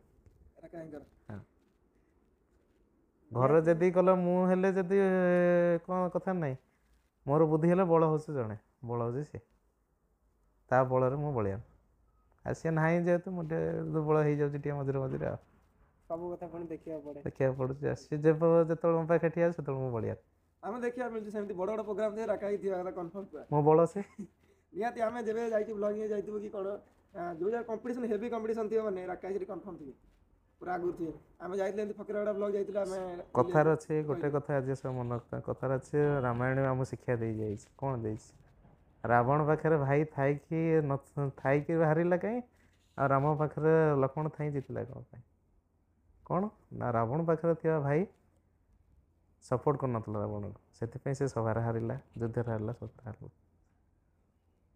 ରାମଙ୍କ ପାଖରେ ଲକ୍ଷ୍ମଣ ଥିଲେ ବୋଲି ଆଜି ଭାଇ ହେଇକି ଥିଲେ ବୋଲି ଲଙ୍କା ଭଳିଆ ଇଏକୁ ସେ ରାଜ କରି ଜିତିକି ଆସିଲେ ସେଥିପାଇଁ ଆଜି ସମୟ ତ କଳିଯୁଗ ସମୟ କାହାକୁ କ'ଣ କହେ କିନ୍ତୁ ଗୋଟେ କଥା ମନେ ଥାଏ ଭାଇ ପାଖରେ ଭାଇ ଅଛି ତ ସେ କେଉଁ ସଭାରେ ହାରିବନି କେଉଁଠି ହାରିବନି ସେଥିପାଇଁ ମର୍ଣ୍ଣିଂ ଅଛି ବୋଲି ଆଜି ଚାଲିଛି ମା ବାଣୀ ଦୁଇ ଜଣ ଭାଇଙ୍କ ସପୋର୍ଟରେ ବଞ୍ଚିଛି ବଞ୍ଚିତ ଯେତିକି ଦିନ ବଞ୍ଚିତ ଲୋକ ଇଚ୍ଛାରେ ବଞ୍ଚିତ ବାକି ସମୟ ତ ଏତେ ଆଉ ଦେଇ ହେବନି ଯେହେତୁ ଆପଣଙ୍କର କିଛି ପର୍ସନାଲ କାମ ଥିବ ଆପଣ ଆଜି ଗୋଟେ ଦିନ ଆମକୁ ମିଳିଗଲା କେମିତି କ'ଣ ଦେଖା କରିବୁ ଆଜି ଏମିତି ଗୋଟେ ଦିନ ନା ପ୍ରୋଗ୍ରାମ ଅଛି ନା ଏତେ ସାରା କଥା ଭିତରେ ଗୋଟେ କଲ୍ ବି ଅଛି ଯାହା ଭାଇ ଆରାମସେ ଏତେ ସାରା ଟାଇମ୍ ଦେଲେ ଭାଇଙ୍କୁ ବହୁତ ବହୁତ ଧନ୍ୟବାଦ ଆଣ୍ଡ ଯଦି ଆଉ କିଛି କ୍ୱେଶ୍ଚିନ୍ ଆସୁଛି ଆପଣଙ୍କ ତରଫରୁ ଆମେ ପୁଣି ପହଞ୍ଚିବୁ ଭାଇଙ୍କ ପାଖରେ ଆଣ୍ଡ ଯେହେତୁ ଜୟନ୍ତ ବାବୁ ନାହାନ୍ତି ଆମେ ଯଦି ଆପଣଙ୍କ ତରଫରୁ ଫରମାଇଶ ଆସୁ କି ନ ଆସୁ ଯେହେତୁ ସେ ଆରମ୍ଭ କରିଛନ୍ତି ତାଙ୍କରି ହାତରୁ ହିଁ ଏସବୁ ଆରମ୍ଭ ହେଇଛି ତାଙ୍କ ସହ ବି କିଛି କଥା ହେବାକୁ ଆମେ ଚାହିଁବୁ ପୁଣି ଆସିବୁ ସେ ପର୍ଯ୍ୟନ୍ତ ଭିଡ଼ିଓରେ ଯୋଡ଼ି ରୁହନ୍ତୁ ମା ବାଣୀ ମ୍ୟୁଜିକାଲକୁ ବହୁତ ସାରା ସପୋର୍ଟ ଜଣାନ୍ତୁ ବହୁତ ସାରା ଭଲ ପାଇବା ଜଣାନ୍ତୁ ଆଉ ଯଦି ତାଙ୍କ ତରଫରୁ କିଛି ଚାହୁଁଛନ୍ତି କି ଏ ଜିନିଷ ହେବା ଦରକାର ସେ ଜିନିଷ ହେବା ଦରକାର ଏ ସଙ୍ଗଲେସନ୍ ଆସିବା ଦରକାର ସେ ଜିନିଷ ବି ଡାଇରେକ୍ଟ ଆପଣ ରାଜା ଭାଇଙ୍କ ସହିତ କଥା ହେଇପାରିବେ ନହେଲେ ଆମ ଥ୍ରୁରେ ବି କଣ୍ଟାକ୍ଟ କଲେ ଆମେ ସେ ଜିନିଷଟା ଆଣିବାକୁ ଚେଷ୍ଟା କରିବୁ ରାଜାଙ୍କୁ କହିକି ତ ଆଜିର ସେସନ୍କୁ ଏଇଠି ଶେଷ କରିବା ଦେଖା ହେବ ଯଦି ଆପଣଙ୍କର ବେଶୀ ଡିମାଣ୍ଡ ରହିଲା କି କ'ଣ ରାଜାଙ୍କ ସହିତ ଏମିତି ମିଟିଂ ତ ନେକ୍ସଟ ସର୍ଟ ମିଟିଂରେ ନିହାତି ଦେଖା ହେବ ତ ଏଇ ଭିଡ଼ିଓକୁ ଏଇଠି ରଖିବା